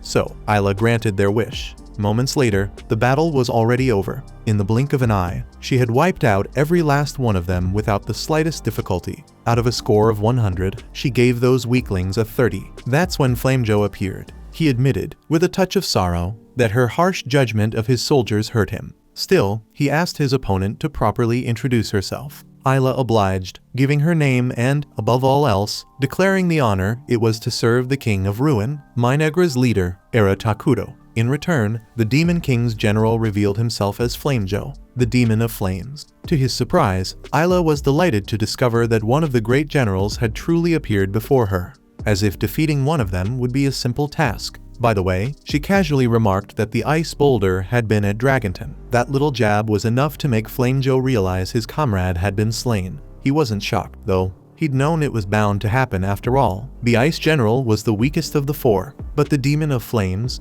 He wouldn't fall so easily. Ayla mocked his excessive confidence. But Flamejo wasn't finished. Brimming with arrogance, he boasted that killing her would be as easy as stealing candy from a child. Soon, he said, he would bring her king to his knees and make him the ruler of Minagra. Annoyed by his insolence, Ayla reminded him that dogs that bark don't bite. Flamejo's response: he bared his fangs like a rabid hound, igniting a fierce blaze that engulfed his body. It was his way of making it crystal clear. This duel would be anything but simple. Meanwhile, back in the kingdom's residential district, Takuto was monitoring the battle through his far-seeing ability. At this moment, Ayla was locked in combat with Flamejo. When you pit an RPG-style character against one from a 4X game, the 4X always comes out stronger. That had already been proven at Dragonton, when Atumudi annihilated Ice Boulder. In short, it was only a matter of time before the Demon of Flames was defeated. Beyond that, the larvae not fighting alongside the Insect Queen were patrolling the cursed lands and crushing invaders, while Gia and the Elven warriors stood in defensive formation around the capital, ensuring it wouldn't be attacked. The Mind Eaters were also in position, ready to act if called upon. At least in theory, the King of Ruin concluded that everything was under control for now though. Deep down, he couldn't shake a nagging sense of unease. Back on the battlefield, Flamejo unleashed tremendous power, wielding his flames with absolute mastery and spreading chaos all around him. Yet Ayla proved surprisingly agile, her movements far beyond average, allowing her to dodge his projectiles and remain completely unscathed. With every strike, Flamejo pressed the attack not just with his fists, but with his words. He tried to crawl inside her head, to shatter her composure. Calling Ayla a monster was meant to insult her, and it worked, to a point. But she wasn't about to lose her cool and jeopardize her strategy. On the contrary, with her larvae by her side, she was more interested in teaching him a lesson about respecting women. And when Flamejo finally rid himself of the disgusting creatures, he spat out a crude insult that blended cow with ass, proudly proving just how foul-mouthed he could be. Still, he complained it wasn't fair for only Ayla to have pawns at her disposal.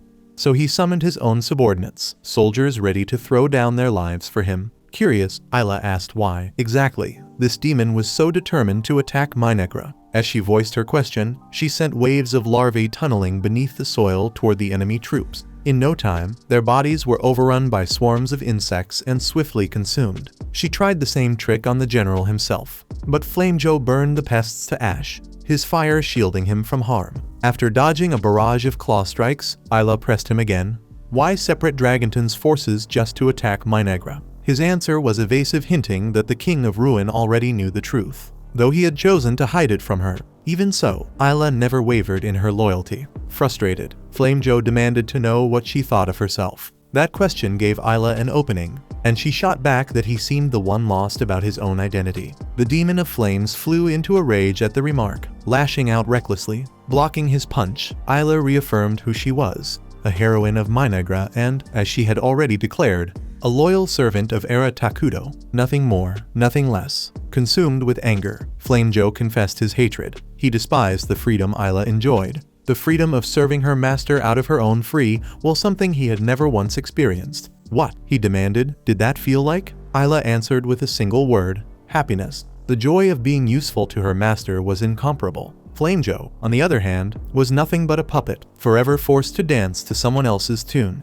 That brutal truth lodged itself in his mind like a blade, and Ayla knew it. Enraged, Flamejo swore he would take his freedom by force by stealing the throne of Minegra. That said, the flame demon unleashed an overwhelming surge of power, a clear warning that things were about to heat up. Quite literally, in a pun that suited the Demon King's fiery officer all too well. Summoning a tornado of fire that twisted across the skies, Flamejo cut through the battlefield like a blazing serpent, slithering after Ayla with the sole intent of reducing his rival to ashes. His confidence in victory was unshakable, and it reached its peak when his flames finally caught up with the Insect Queen. But his triumphant grin quickly soured when he realized Ayla hadn't been incinerated at all. Instead, she had shielded herself within an incredibly durable cocoon. The protective shell was burned until it disintegrated, but Ayla herself emerged completely unscathed. To rub salt in the wound, she delivered a cutting remark. "Is that all?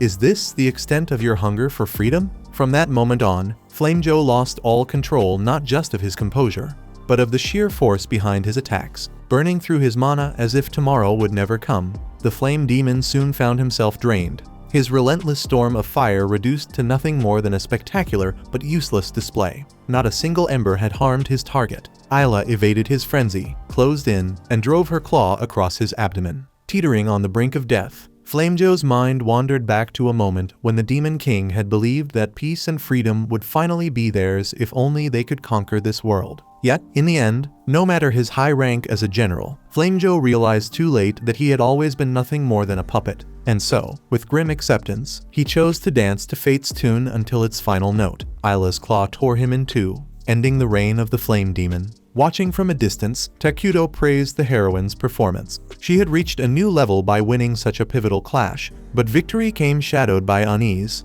Suddenly, communication between the two was cut off, and when Takudo's dishes slid off the table without cause, he knew something was terribly wrong. Without explanation, Karia and Maria appeared at Ayla's side. Alarmed, the Insect Queen commanded her larvae to guard the elves at once amid the deadly uncertainty of the battlefield. And then, even as his body lay broken, Flamejo's lips twisted into a wicked smile, one that hinted his death was only the beginning, and vengeance was already on its way.